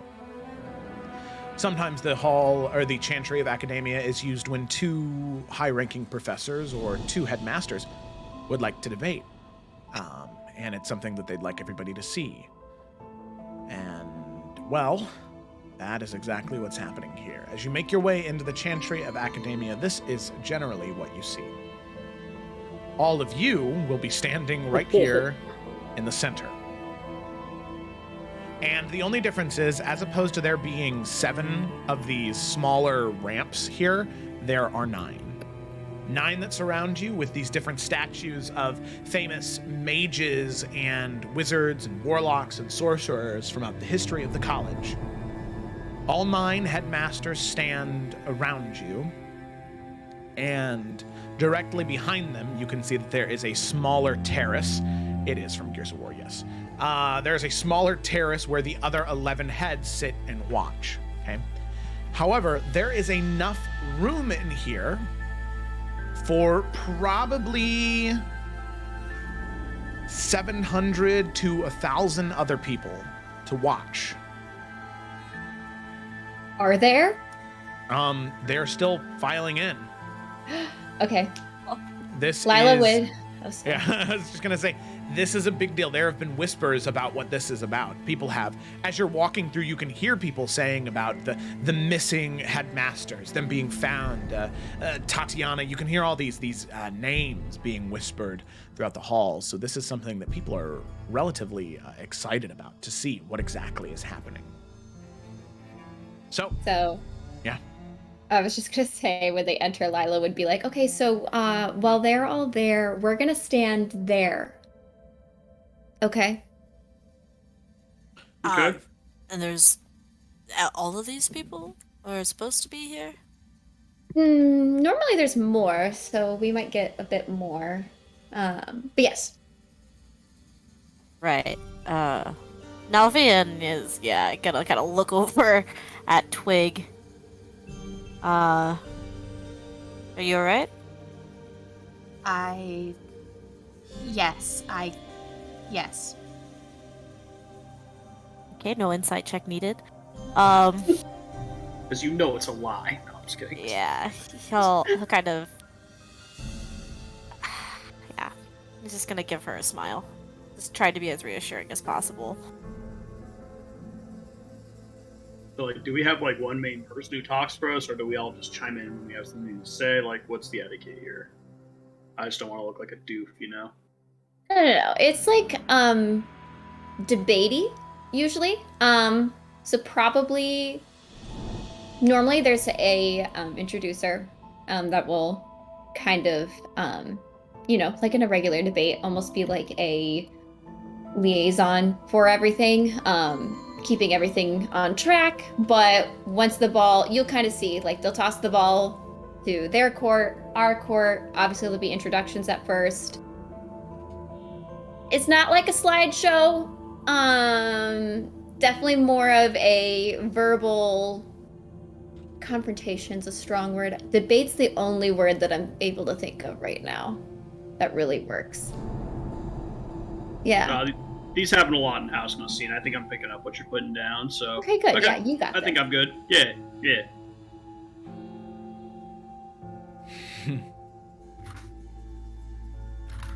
Okay. So as all of you enter, people continue to flood in until eventually you can see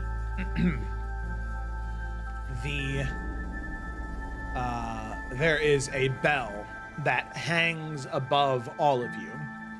There is light being let in, but that bell hangs there. Well, no, it doesn't hang, it floats. It's just levitating above you. And at a certain point where most people have settled in, the bell begins to gong. Which, Lila, you know means the proceedings are about to begin. Everyone settles in their seats. You can see that it is packed to the brim. There are, every single seat in the house is full, and there are even people standing along the back in order to see what exactly is happening here. As the proceedings begin, you can see all of the 9 heads where they were at once sitting. They all stand. And you can see Jamie Tatiana begins to speak. He says, as is tradition to establish, the Speaker of the Chantry will go by the highest enrollment numbers within the College of Hearthcrest. As of right now, so it stands, the highest number of enrollment for the certain school of magic is that of abjuration. Thomas Otto, you are Speaker of the Chantry. These powers, I defer to you from our last debate. And with that, he'll sort of shut a book and hand it off to, looks to be some type of servant that runs over, or another student, and runs over to, who you assume to be Thomas Otto, who is this very, very, very old gnome wizard, wearing these robes of overlapping navy and silver. He has this, goatee that drops down from his chin all the way to about his ankles, so super duper long, and longer white hair, even with this rolled blue hat that sort of sits atop his head to cover up the little bits of hair that he still has left up there. As Thomas receives the book, he says, "Thank you, previous speaker. I very much appreciate your gift. I will use it in the name of that Chantry to provide well-balanced debate. Thank you, Headmaster Tatiana, very much. With that, Jamie will sit, and Thomas will continue to stand as the other heads of the other headmasters sit around. As Thomas begins to speak. As it stands now, the Forerunners of Fate approach the Chantry, approach the headmasters of the College of Hearthcrest with information pertaining to the potential destruction and ruin of all the realms. This stands to be something that is worthy of our hearing and are worthy of us making a decision on. There are several pieces of information that have already been presented to us that we will present to all of you now. Several members of the headmasters, several of the headmasters had been kidnapped, captured, locked away in magical chests, while sorcerers of this alleged entity moved in our stead, performed our duties, our classes, and managed our activities. Those individuals being myself, Thomas Otto, Headmaster of Conjuration, Miles Bond, Headmaster of Enchantment, Rosa Black, and Headmaster of Evocation, Jamie Tatiana. Will those 4 headmasters please validate that that information is correct? I validate that information is correct. And you can see the headmaster of Conjuration, Miles Barn, which is this Aarakocra, actually, with white and blue robes and a face and a structure similar to that of an eagle, but with all white feathers, stands and affirms, I can confirm that has happened to me. You can see a woman stand enchanting beauty, raven hair, lips that are tinted red. She stands human and says, I can affirm that that happened to me.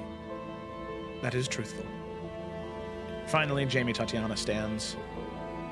I can affirm that that is truthful, and that did indeed happen to me. Thomas nods. Very well, you may be seated. That is part 1 of our evidence. Yesterday evening, very late hours of the night, we received information from Vault Master Isabella. Vault Master Isabella, if you would be willing to step forward with the information the Forerunners presented to you yesterday evening. And you can see, moving in, the same 2 guards and Isabella follow in, and a lead box is presented. As Headmaster Isabella speaks, Speaker of the Chantry, it is a great honor you would allow me to speak in front of all of you. Thank you for this great pleasure. Of course, permission and honor granted. Thank you very much for making the time from your busy schedule to be here. Please present what information you have, as it states here. And Isabella nods. Yes. Yesterday evening, I was approached by Lila Tatiana and her companions, the Forerunners of Fate, as they had found a dangerous magical item within the room that belonged to previous Professor Cassius Finch. This mask has been confirmed to be a dangerous artifact that matches that of Kadin Sor, or Blackfire, the Torch of the Covenant. They are similarly powerful as artifacts, but this mask I can confirm is known as the Mask of the Architect, specifically referring to the leader of the cult of House Markle. It has sentience, and in order to fully attune to the item, one must be aligned with those ideas. this was in his office, Cassius's office.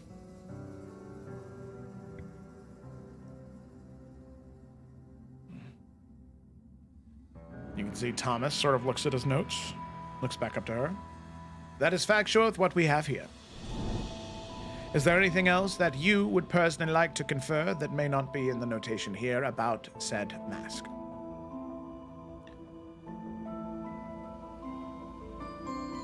The mask is different than Blackfire, Speaker.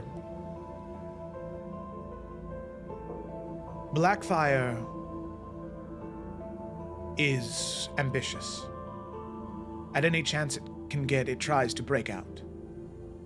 All had been unsuccessful, but it tries to break out. On its own, it wants no master. This mask is incredibly dangerous, because all it wants is someone to control it. It is incredibly powerful and incredibly subservient. Unrelated to the claims of these individuals, I would like to see that this mask be destroyed. I know that we have a history of the College of preserving items or artifacts regardless of their danger, but I'm afraid that this one is too dangerous to be saved.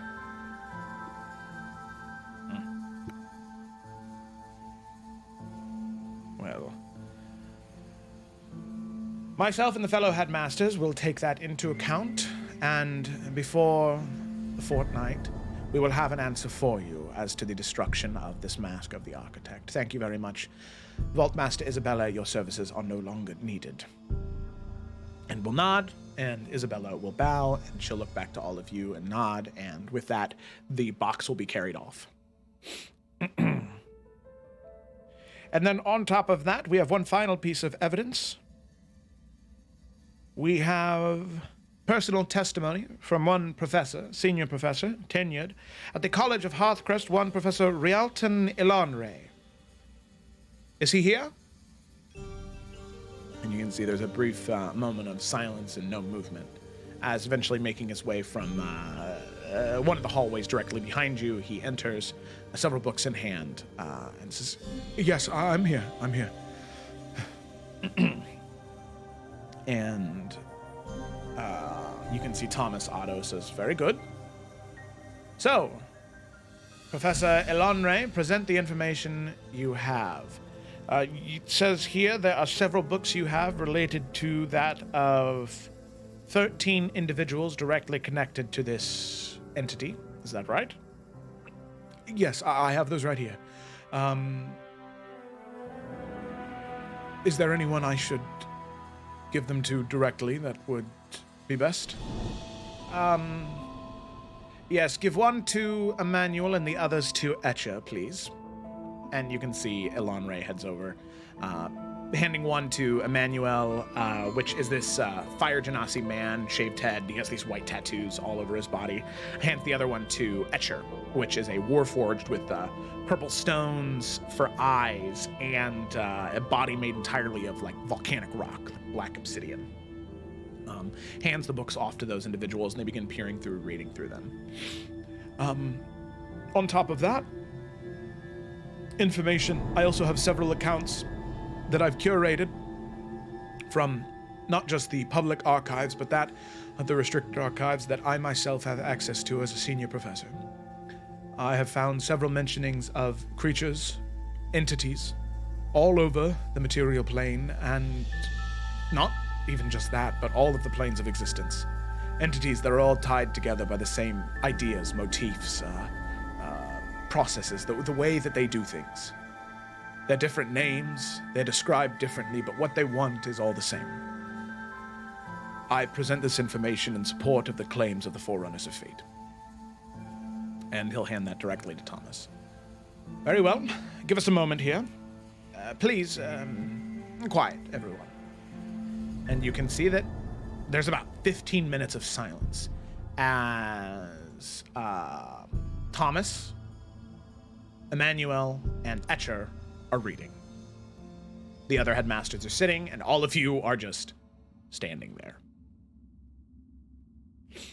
And time passes. 15 minutes passes. Eventually, they all finish reading. You can see as soon as they do, Emmanuel and Etcher, they shut their books, and so does Thomas fold up the information. They're not with you now, but it seems as though it's like pulling in witnesses, so it's... Yeah. So, like, after... Well, you'll see in a second. So, you can see that the information is presented. Very well. I will take this into account in our final decision. Thank you very much, Professor Alonre. Is there anything else you would like to add that may not be notated here? If I could add one thing. And he'll look back to you, Lila. Lila has been one of my students for as long as I can remember. I trust her. I would trust her with my life. She is a student in all of my classes who would never jump to conclusions. She would never let emotions, at least in her studies, emotions sweep her away. She is an academic, the very definition of the word. She would not be coming to you with this if it were not true. That is all I would like to add. Very well, your recommendation and your vote of sincerity is welcomed and heard. Thank you very much, Professor Wright and Elonre. You are excused from the proceedings. And Professor Elonre will nod his head and say, "Thank you very much, Speaker, for the chance. I greatly appreciate it." He'll nod, and he will back out. We have heard from Vault Master Isabella. We have heard from the four headmasters that were taken. We have heard from Professor Rielton Elonre. And now the final proof that they present, aside from what they have gathered themselves to present to us here, is that of other adventurers similar of themselves who have been presented with similar problems related to this entity, this Dark One. I would like to call now into the room the wardens of Afera and one of the members of the Runaways. And with that, you can see entering into the room three individuals. You can see, four individuals, sorry. You can see Alec Silverfoot. You can see Torin Shadowstone and Varnas Talmaru. Accompanied behind them is one Pawasa Inoa. So, as the four of them enter, and Morning Light, yes, Morning Light does trot in as well. So you can see as all of them enter and approach.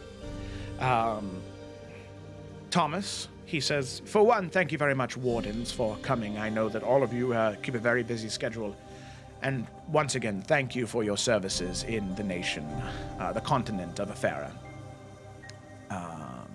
Chief Silverfoot, I know that that is somewhere of a especially close connection to you, so I'm happy to hear things are getting better for your people. You seem to be a good leader for them, and we appreciate you being here in such an important matter." You can see Alex, she puts her fist to her chest and says, "It is my honor to help out friends of mine and friends of the Wardens," as she looks towards the group. I will admit, I am a little confused as to why you're doing things the way that you are. But I was told I needed to speak on why the Dark One is real and what I have seen.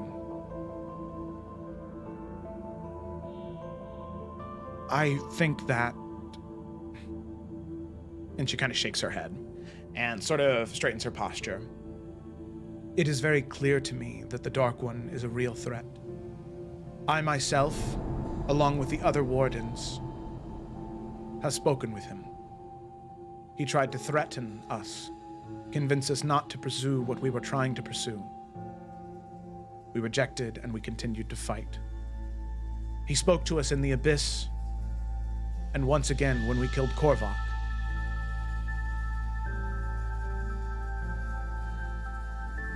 He threatened us.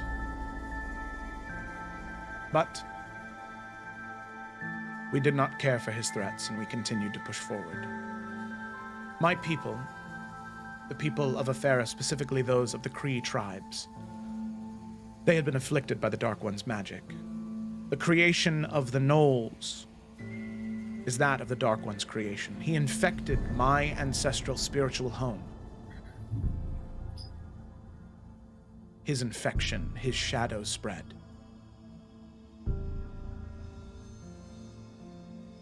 And the same magic that connected to me to my ancestors, that of Nibiru, which I hear is a point of subject for many scholars here, was destroyed. Entirely. Cutting me off from my ancestors, but destroying the Dark One's influence. If any of you were to go to Afera, searching far and wide, you would find no Knoll. You would find no creature of chaos and of the Dark One. And Alec will step down, and you can see Varnast steps up and says, I can confirm that as well. For as long as I was in Afera, give or take a few weeks, I have known Alec and I have seen the struggle of her people. I've seen the horrors of the Dark One, the way that he influences people, the way that he can steal souls and manipulate them. I've seen it, and on my honor, whatever that may mean to you, I can confirm this. As a warden of Afera, a warden of the Gemstone Archipelago, I know evil when I see it. And this threat must be taken seriously. Varnast will nod his head, and Torin will lean over to the two of them and say, am I supposed to say something now? Because both of you have said something, and I don't know if... And you can see, you can see Varnast is like, I mean, do you want to say something? If you want to, you can, but I don't think you need to. I am... No, wait, I do have something I can say. I am Torin Shadowstone. I myself have been afflicted by the Dark One's magic personally. He'll kind of look towards Varnast. I can't believe I forgot about this.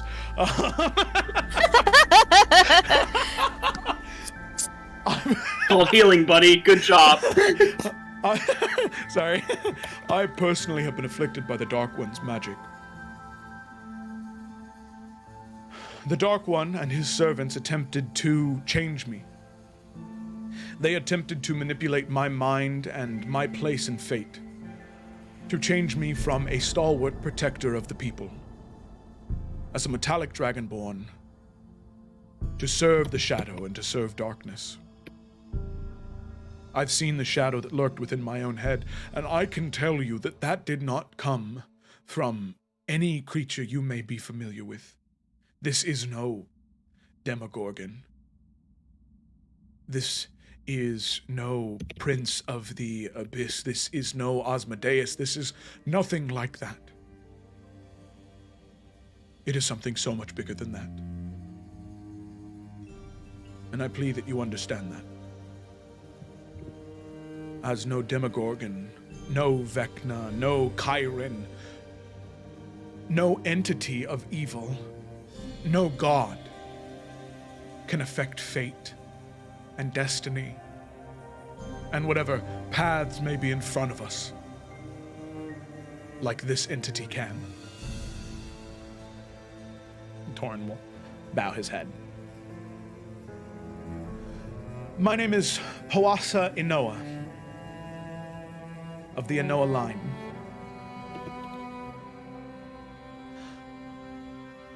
I have an especially close connection to that of the Dark One on two accounts. My grandmother was Eliza Silverfoot, one of the great chiefs of Afera long ago. A chief that left her home to fight against the Dark One in his first uprising, thousands of years ago.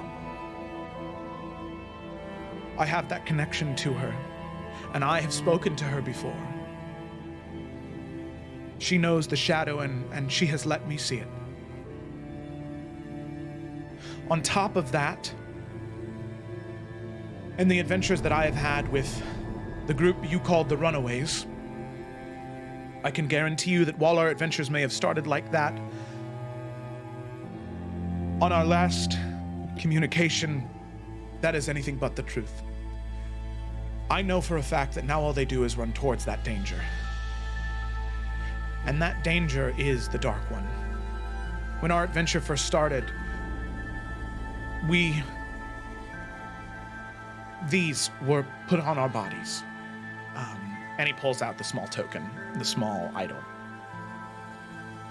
No matter what I do, no matter what type of magic I use, wherever I go, throw it in a fire, bury it in the ground, burn it away with divine magic, nothing works. I myself am marked by him, and nothing I can do removes it. If you would like an example, I'd be more than happy to give one, but I feel as though... not sure if I need to. And he'll kind of like throw it on the ground, and he'll just kind of stomp on it, and you can see the stone crack and break and shatter. And eventually the dust just begins to whiff away into the air and disappear. As Poe reaches into his pocket again and pulls it out. It could just be magic, a trick of the eye, but it's not. On top of that, me and my companions, and you see him kind of sigh for a bit, and Alec like grabs his shoulder and squeezes it, nods.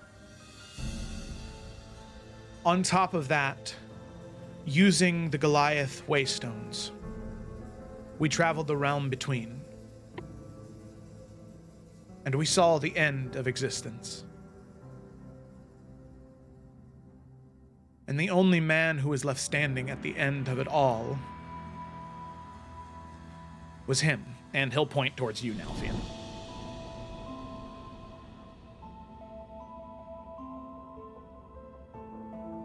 He was the only one left.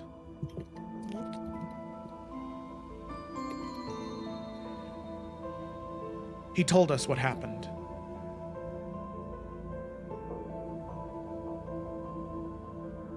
He told us that the Dark One brought this destruction. The Dark One and his 13 Forsaken brought about the destruction we saw.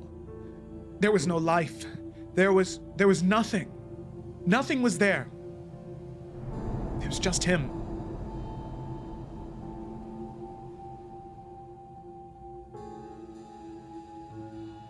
We saw the horrors that the Dark One will unleash on this world. From that day, I made a vow to make sure that never happened. But that is the information I can present to the court.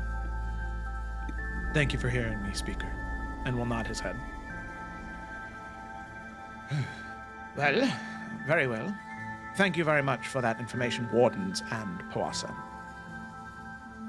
There's nothing else you may like to add. I know all of you may have a very busy schedule. Thank you very much for your information. The Speaker of the Chantry thanks you and wishes you well. And Thomas will nod his head, and the Wardens will return it, so will Poe. And you can see that there is this moment where some of the most like influential people in the world, like you guys and the Wardens and Poe, you're like standing on this like elevated platform. And you just think about how cool it would be if the other Runaways were here. Anyway, so the rest of them, they walk off. So, the Wardens and Poe... They're too busy dying. Yeah. They're already dead. Yeah, at this point, the 24th, who knows? All the Runaways might be present right now. Oh, shit. Oofy. That hurt. Okay.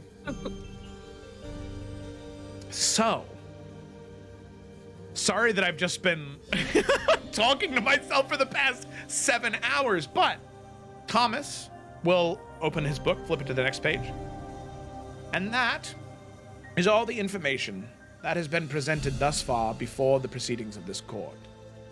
Any other information will be presented by the Forerunners of Fate, their group, including the likes of Eurydice Greenleaf, allegedly the Dawnbreaker, a Sir Nalfian Forrester, a Lady Twig of House Forrester, Lila Tatiana of the Headmaster Jamie Tatiana, Yorick Nassin of House Nassin, and High Hunter of House Nassin, a Blossom LaPlume of Verdulka, and looking over, I didn't miss anybody, right? I don't think so. Nobody's deeply offended because I Gang's didn't all say here. their name. Yeah, okay, yeah, that's what I was. Well, I was just starting to panic. So, with that, he will look up, see that all of the people are there. Very well. Well, I, as Speaker of the Chantry, confer the rights upon to you. Speak what you will. We will take note of it. If you have any questions for any of us, we will answer. But this time is now yours to speak. Whatever you may wish to say, you may say so now. I believe all of us have our own testaments to make. I will start off. I know we're probably all interested in hearing about the end of the world in Nalfian. But like I said, we will all get to each of our testaments. As you all know, or many of you, maybe not all of you know, I recently had left to go on my dissertation trip to study some constellations that had not been charted and find some information regarding them. And Professor Finch in question actually was to accompany me. This is what put me on this path. He ended up being my gateway to finding not only my companions here, but learning about how serious the Dark One's reality right now is. He needed me to help him find a way to release another one of the members of the Forsaken. Unfortunately, he was successful in doing so, making the Dark One's influence even more upon us. I don't know if you all have any questions regarding any specifics, but that's how I'm tied to this, and that's why I feel so strongly about getting everybody to understand what's going on. Someone like Professor Finch, my own professor, who taught me a lot. So much of what I know it feels like a deep betrayal to me. I'm sure it all feels like a deep betrayal to you as well. And this school is everything to me. It's been my life. I feel very strongly about getting you all to understand the position that he, via the Dark One, has put us in. You can see in the 9th seat, a Githzerai woman, Amanith. She stands. She has a question for you. I have a question, Lila Tatiana. Yes. You know what school of magic Finch was responsible for, do you not? What he taught primarily. Yes, of course. Evocation, correct? That is correct. Very well. And you yourself admit, you say that this man, Cassius Finch, as you understand it, is one of the 13 Forsaken. That is undeniably true, yes. How long has Professor Finch been working at the school?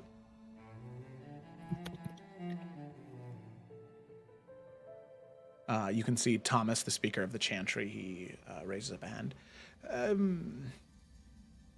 As far as my knowledge is, he's tenured, so that would have been at least somewhere between 15 and 20 years he's taught here. Very interesting. And how long has Jamie Tatiana been headmaster of evocation magic?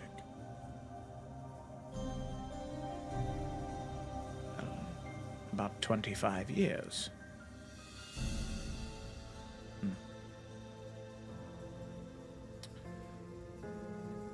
Lila, do you think that any of this fault, should it be true, should lie upon your father? Lying upon Headmaster Tatiana? One of the 13 Forsaken was right under his nose. Well, he was under all of our noses. Did anybody figure this out till now? Did anybody have any inkling? And if you did not, and not stepping up before now, I'd like to know why. Yes, maybe he was under my father, but this man was not isolated. He was a high influence on the whole college. And not only, maybe he was here for about 25 years. But Sarah Lena Farron, who's a founder of this school, is also tied to all of this. I know Professor Elonray, maybe in some of the documents he presented that information as well. This corruption's been here since the beginning. Cassius is just an addition.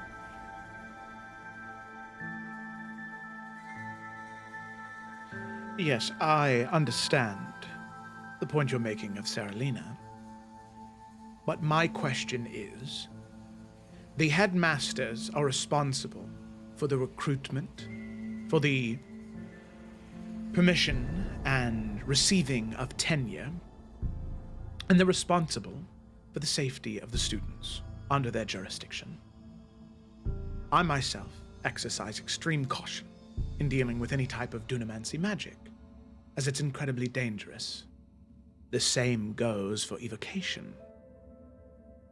My question to you, Lila, is simple.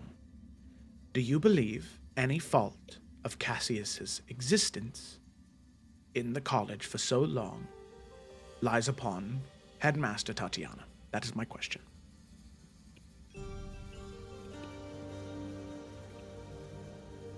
Unless he had any inkling or knowledge, no, I do not. I don't believe this is a black and white situation.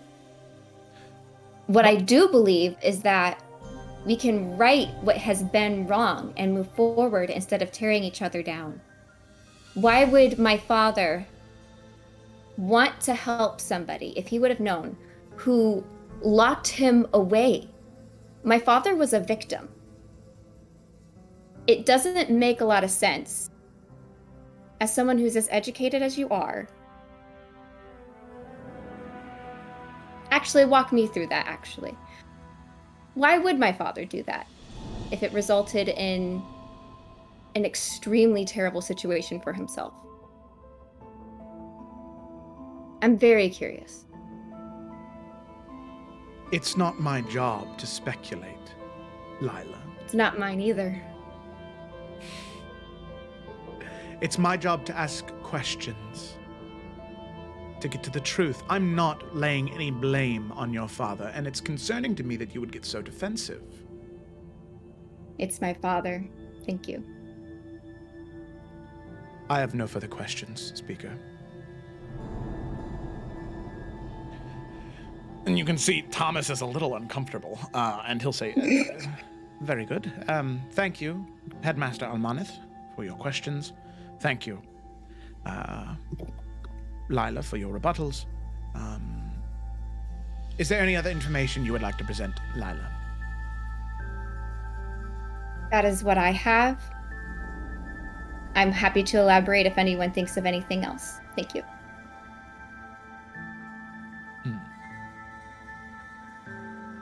You can see that the Warforged Etcher stands, and he begins to speak.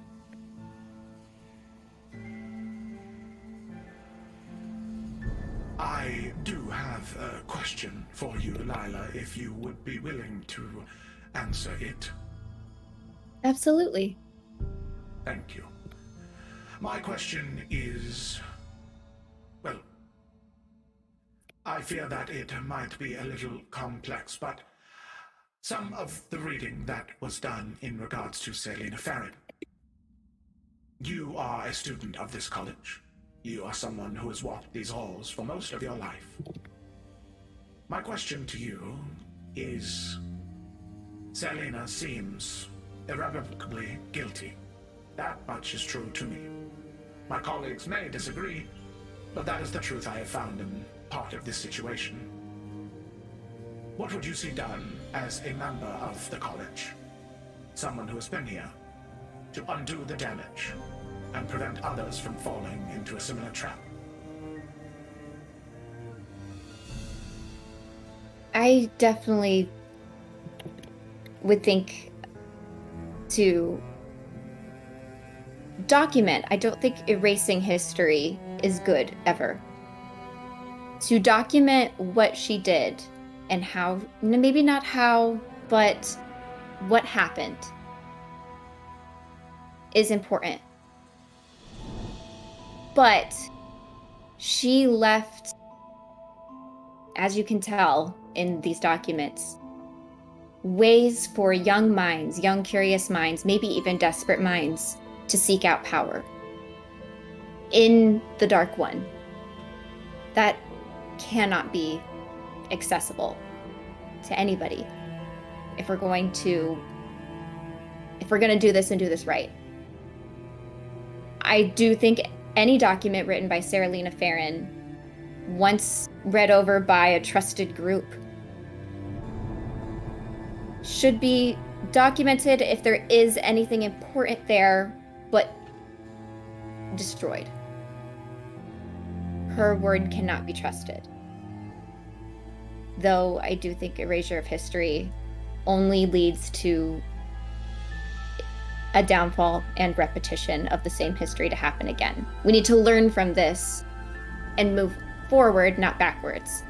And unfortunately, most likely renaming House Farron.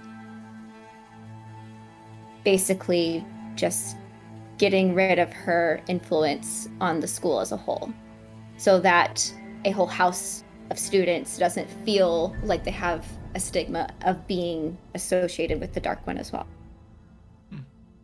You can see Etcher will nod and look towards Thomas and say, No further questions, Speaker. and with that, he'll sit, as Thomas will nod. Very good. Lila, any further testimony? I don't believe I have any, thank you. Wonderful. Now, any other testimony any of the other forerunners of fate would like to present in the proceedings today? Yeah, Nalfian will kind of walk forward a little bit. A whole bow, I guess. He's not really sure what to do in things like this.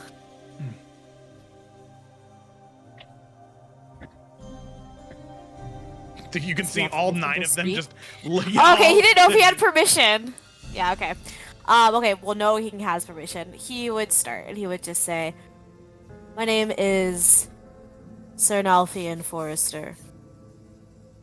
But before that, my name was Nalfian Bainier. My mother is Malice Bainir, and as all of you know, Malice Bainir is one of the 13 Forsaken. I left the Underdark about 6 years ago now. I escaped Malice and her attempts to manipulate and control every aspect of my life. I came here to change who I was. By doing so, I am the man you see before you today. But it was a very long fight to get here. Because before, through malice and through the use of my echo, and Nalfian will bring out Echo Nalf. You can hear there's several audible gasps, as this is very rare magic. Through malice, through this echo, the Dark One tried to corrupt me, tried to control me. He tried to hurt the people around me. Most of you are probably aware of the events of Highland Pass. Those aren't the kind of things that just get made up and pulled out of nowhere overnight. It was one of the hardest moments of my life. Again, I stand before you as a different man, but one who can speak to the horrors of what this dark entity is trying to do. Malice Bainir has been around for a very long time, and she never really left. She wouldn't just be making appearances for fun, now would she? That aside, what the man before said is also true. There's a different time, and he'll look at the woman who was introduced as the head of Dunamancy. Mm-hmm. She's listening very intently to what you're saying. There was a different time in which the Dark One was successful, where we were unable to put a stop to everything that happened. Part of that was my fault, in whatever time that was. And the man that you see before you was the only one left, because there was nothing else. And he'll kind of look to his echo to see if he wanted to chime in on any of that. Yeah, he'll just gesture for his hand, like for your hand. Yeah, and he'll take it. To do the Yeah. transference thing. Yeah, he'll do that. Okay, so the two of you grip at the forearm as the spectral white wisps of shadow, or of light, fade away as he becomes firm material. And he inhales.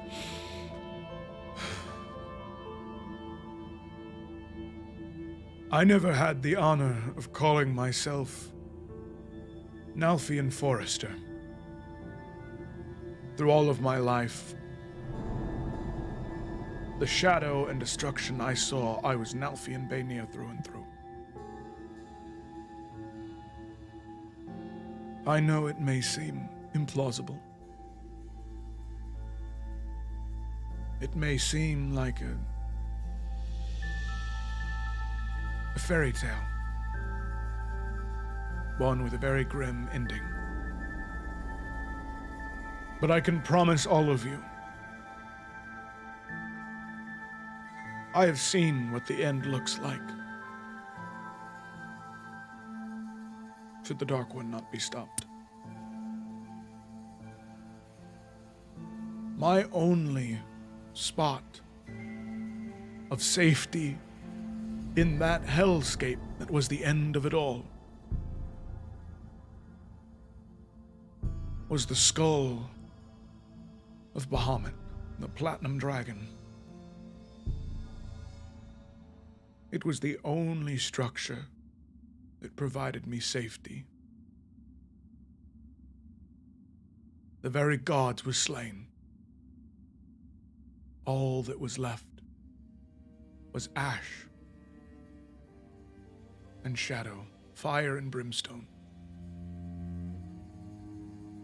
Because when the Dark One destroys a plane, a realm of existence, he doesn't lord over it like an emperor or a king. He consumes, and he moves on. Who knows how many planes have fallen? How many realities consumed by his hunger? I wasn't able to do anything. But him and the rest of them, and all of you can. Do not be Nalfian Baenir. And I'll look to you, Nalfian, and say, Be Nalfian Forrester. and he'll reach out to you to return the life.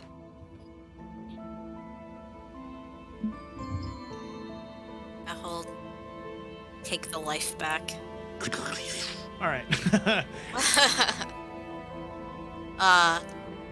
Yeah, he just kind of looks to see if anybody has anything to say, but...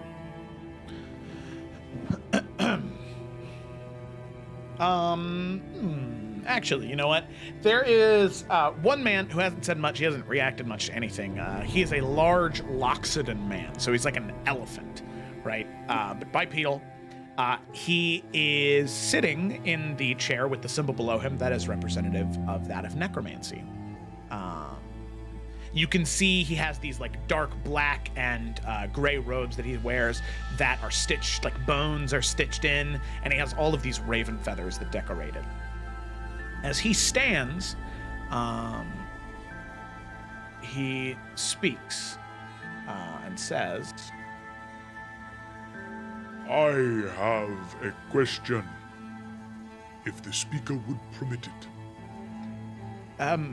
Of course, Headmaster Bulroros, please ask away. Thank you, Speaker of the Chantry. My question is for Nalfian Forrester. Alfia nods. There are many types of necromancy in the world. There is the necromancy that can create hellish undead. And there is that can return life. I understand that two sides of the same coin can be very different. It was very emotionally compelling hearing what your echo had to say. But what proof do you have that you are a good Baenir? You may forsake the name, but many can turn away from their names and still have allegiance to them. I have read much about malice.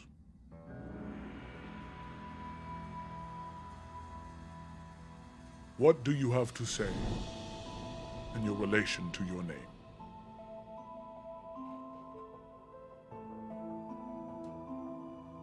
That's interesting. Because isn't it our actions that speak louder than our words? Every day I have, since I crawled out of that pit, I have proven that I am no longer a Baenir. If Highland Pass wasn't enough, look at what we've done and helped with Wheat Hill. Look at what we've done just within the matter of the last few weeks here. I've been on this journey for a long time, and my accomplishments are way more than I would care to list. Don't wish to bore you with the details. You can ask any one of my companions here of what I've done to prove myself a, what you would say, good Baenir.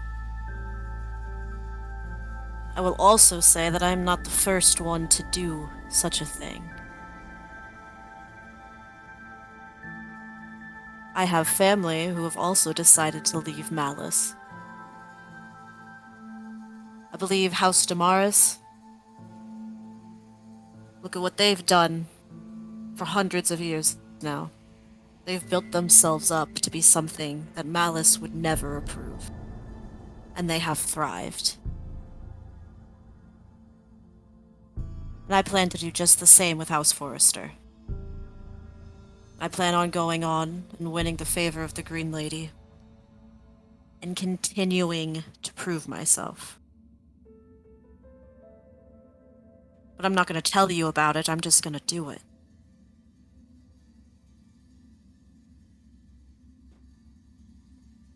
I have heard of this, Damaris. Stirrings from the north in Belliclarum. Allies of yours, I believe, are the members of the Runaways. I wish you luck in your quest, brave knight. May the Green Lady see your favor, and may she grant it. I have no further questions, Speaker. And with that, Headmaster Boloros will nod his head and sit back down. Very well. Thank you very much, Headmaster Boloros. Sir Forrester, do you have anything else you wish to address to the Chantry? No, I believe that is it. Thank you very much. Thank you. I'll step back.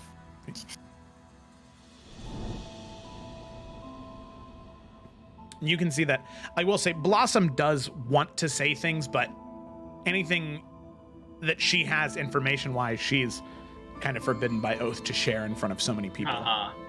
Yeah. Fair. So she's just here as emotional support for all of you, but Silent Shield is silent for a reason. York gives her thumbs up, like, you're good, girl. She's just gonna mouth, I'm so sorry. Don't worry, we got this. Okay. So am I up now? Is it my turn? Like, looking over to Nalfian? You can go. Alright, cool. York will step forward when he was prompted to by the Chantry. Yes. High Hunter Yorick Nasine. Hello. The Chantry welcomes your testimony. Thank you. It's good to be here. Couple of days ago, there was an incident at the ball of the Hornwood establishment. We made battle with Laura Khan of the 13 Forsaken there. Upon revisiting one of their hideouts that we knew about, we found this letter, and he'll pull out the letter between Horido and Laura Khan that also mentions Malice. And for sake of brevity, because I don't have it memorized, he reads it out for everyone to hear. And he'll, like, offer it up to them if they want to look at it themselves or anything as, like, evidence or whatever. Okay. Yeah, they will definitely, the speaker will take it first. And this is, right, just to double check, this is the one from Lorocon's hideout within Hearthcrest, right? Yes. Okay, got it. Cool. The one that, like, it's about the suspicions of Malice, but it's also like, hey, just say the word and you can use this dragon to torture the rest if you want. Okay. Like the one that's clearly like, we're gonna fuck this city up. Yeah. Okay. Yeah, that one.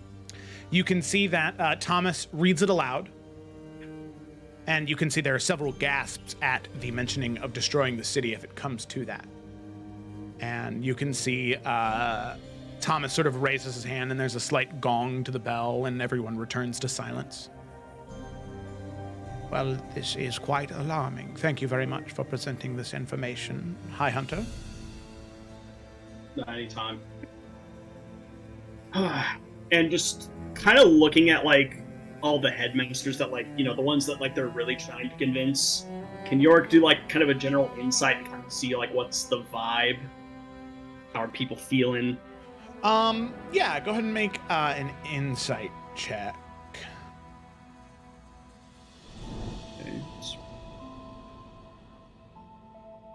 That's a 23. 23, okay.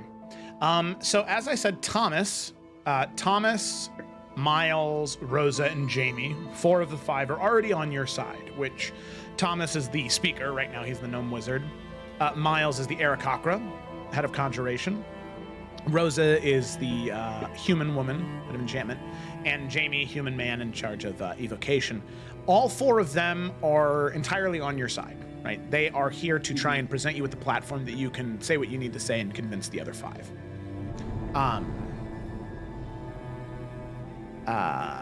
Elvain, Gemnarch, is the head of transmutation, a dwarvish woman. She is so far pretty indifferent. You can see this, and it's hard. Even with a 23? Yeah. 23. It's still a little hard to read her just because her face, it literally looks like stone. Where it is so, like, wrinkled and pockmarked that it just looks like stone that has been weathered away. And a lot of her beard is covering up most of her face. So those two things makes her a little hard to read. And she hasn't really reacted much. At this point, honestly, Yorick, you're kind of thinking that she might just be made of stone. She's sleeping. She's not. She's not in disbelief at all, but she's listening very intently. That's definitely what you gather. Etcher is very similar. He's a Warforged. He is listening very intently. It seems as though he's been nodding more frequently, as if he's listening and understanding and agreeing with most of what you're presenting. Bularoros, the Loxodon man, is a little apprehensive. After Nalfian answering the question, he's feeling better about it and understanding it more and nodding. Let's see. Oh, Emmanuel Lane. Emmanuel is definitely one of the people who seems to be a little bit more not in disagreement, but maybe a little bit more skeptical even after everything. Nodding every once in a while, but you can see these sort of twinges on their face of disagreement. And then finally there is Almaneth, the head of the School of Dunamancy here.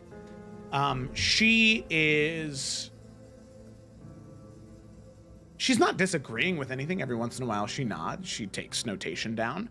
But she just seems indifferent as of right now.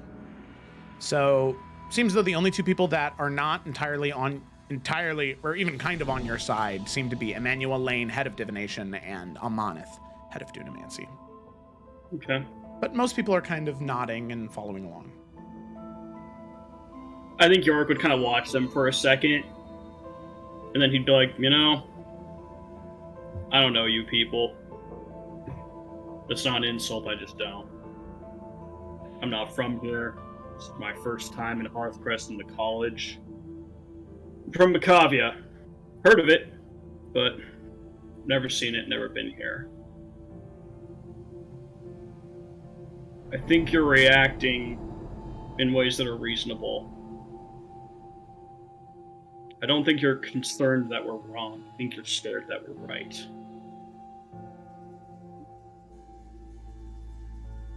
Because the truth, acknowledging that the Dark One is here, that his armies, his servants, his creatures, his agents are starting to surround us.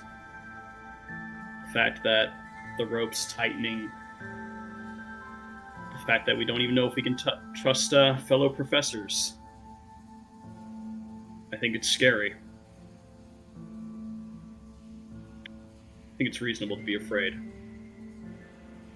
I don't think it's reasonable to use that as a reason to take inaction as your choice.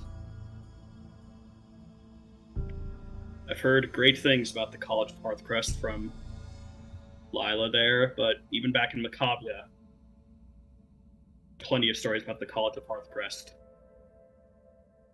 Highest form of learning. Helps to shape the future, to expand the knowledge of magic, to do good, put more talented people out there to do good. And I think this is the biggest opportunity that this college has had to shape how this world is going to be moving forward.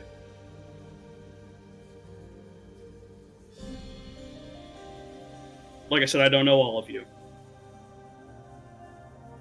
I just hope you make the right decision so that there is a next generation. That's all I got. And York will just kind of put his hands up. You can see Headmaster Emmanuel Lane, the Fire Genasi, will stand, and he'll say, "Excuse me, High Hunter, if you do not mind, I have a question for you." Yeah, shoot, dude. You can see shaved head, white tattoos all over the head and arms. You can tell that just from the clothing that he wears and the way that he carries himself, you can assume that he's probably Cartesian. And he says, "Forgive me, I am a foreigner in these lands, that of Eredane. Huh? But would you be willing to inform me, as the only bit I've heard of Macavia has been that of related to the War of the Breach, that of Macavian forces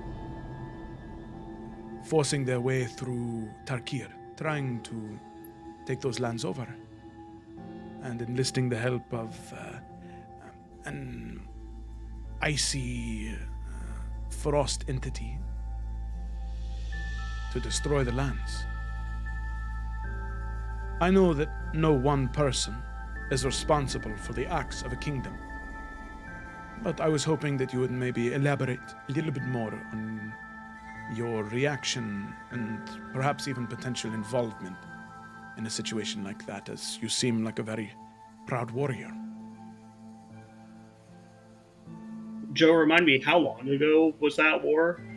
At this point, it would have been 30 to 40 years ago. Yeah, so I mean, York wasn't even alive at that point, so he's just Correct. asking, like, what's York's opinion on how that whole thing went down? Like, I'm just trying to make sure I understand the question, because Yeah. obviously, like, York couldn't have done anything to stop it. Yeah, so obviously you know, he asked if you were involved in it. Answer's no, Right. easy there. But yeah, just what your opinion on it and why, you know, what your thoughts were on it.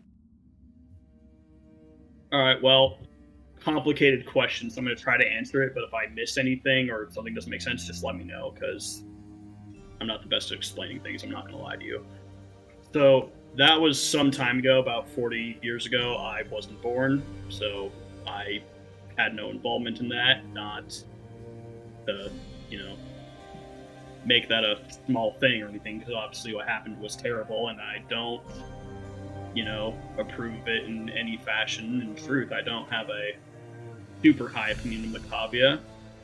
I'm from a branch of it known as House Messine, and they stepped away from the Empire as it was growing. We were already separated before Macavia was cleansing people in flame and trying to become an empire that took over this entire continent. And what would I have done if I was there? I don't know. I would have liked to believe I would have stood against it. I like to believe I would have done the right thing and stopped anyone from fighting and dying, but it's hard. It's hard to stand up and make decisions like that, especially against people that are supposed to be, you know, your brothers, your countrymen, your friends.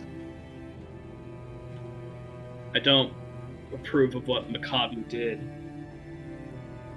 All I can do is move forward and try to learn from the past and use it to keep going. The only thing I do know is if we held everyone by the past mistake of their nation or the worst member of whatever they're a part of, I don't think anyone would trust anyone. I don't know if that answered your question or not. Sorry, but that's my feelings on that subject.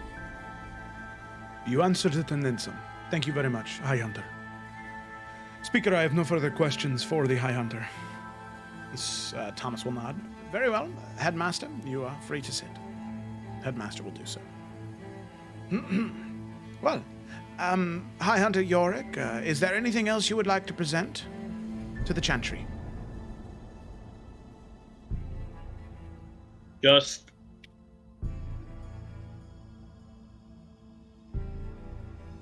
Just really just do what you think is right.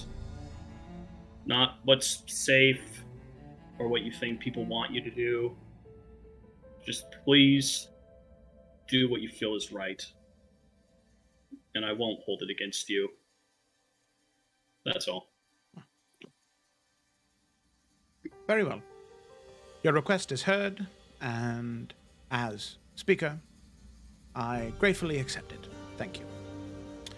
I'll jot a couple of things down.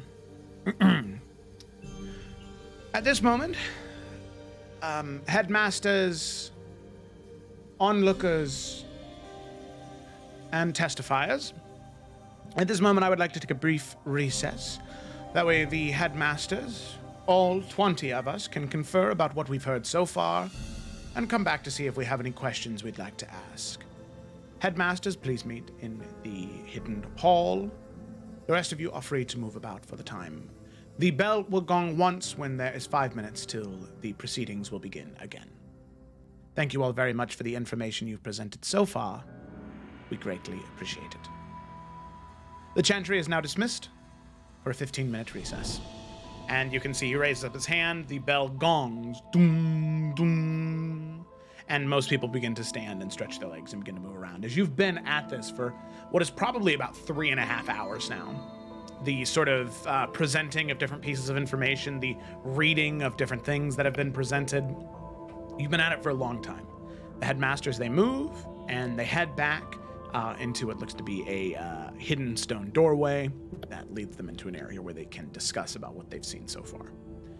As all of you stand there, you look to each other, hoping that what you've said so far has been enough. I mean, how could it have not been? At least that's what you hope. But on that note, that is where we're going to go ahead and end tonight's session. So that way, next time we play, Eurydice can also do her testimony. So that way she's... Well, did Twig have a testimony? Well, yeah, Twig. Well, of course, Twig. She's the only person that hasn't gone yet. If she wants to. But then also Eurydice, because if we were to keep going, River wouldn't be able to say anything as Eurydice. So, yeah. That way it's not just her. Yeah. That way there's like 2 people that go as opposed to just the one. Now Gemma has a whole week to think of what Twig is going to say. Exactly. Which also now makes more sense for a recess than like after everybody's done except one person. Right. So yeah. That way we will be able to get that there. So thanks so much for watching, everybody. Hope you enjoyed. I know I did. Be sure to tune in this Tuesday for the continuation of the Adventures of the Salamander Coast. Hopefully they live, so that way they can hear all this cool information that has happened. Woo! Or next time for the continuation of the Isles of Iverion. Thanks for watching, everybody, and we'll see you next time.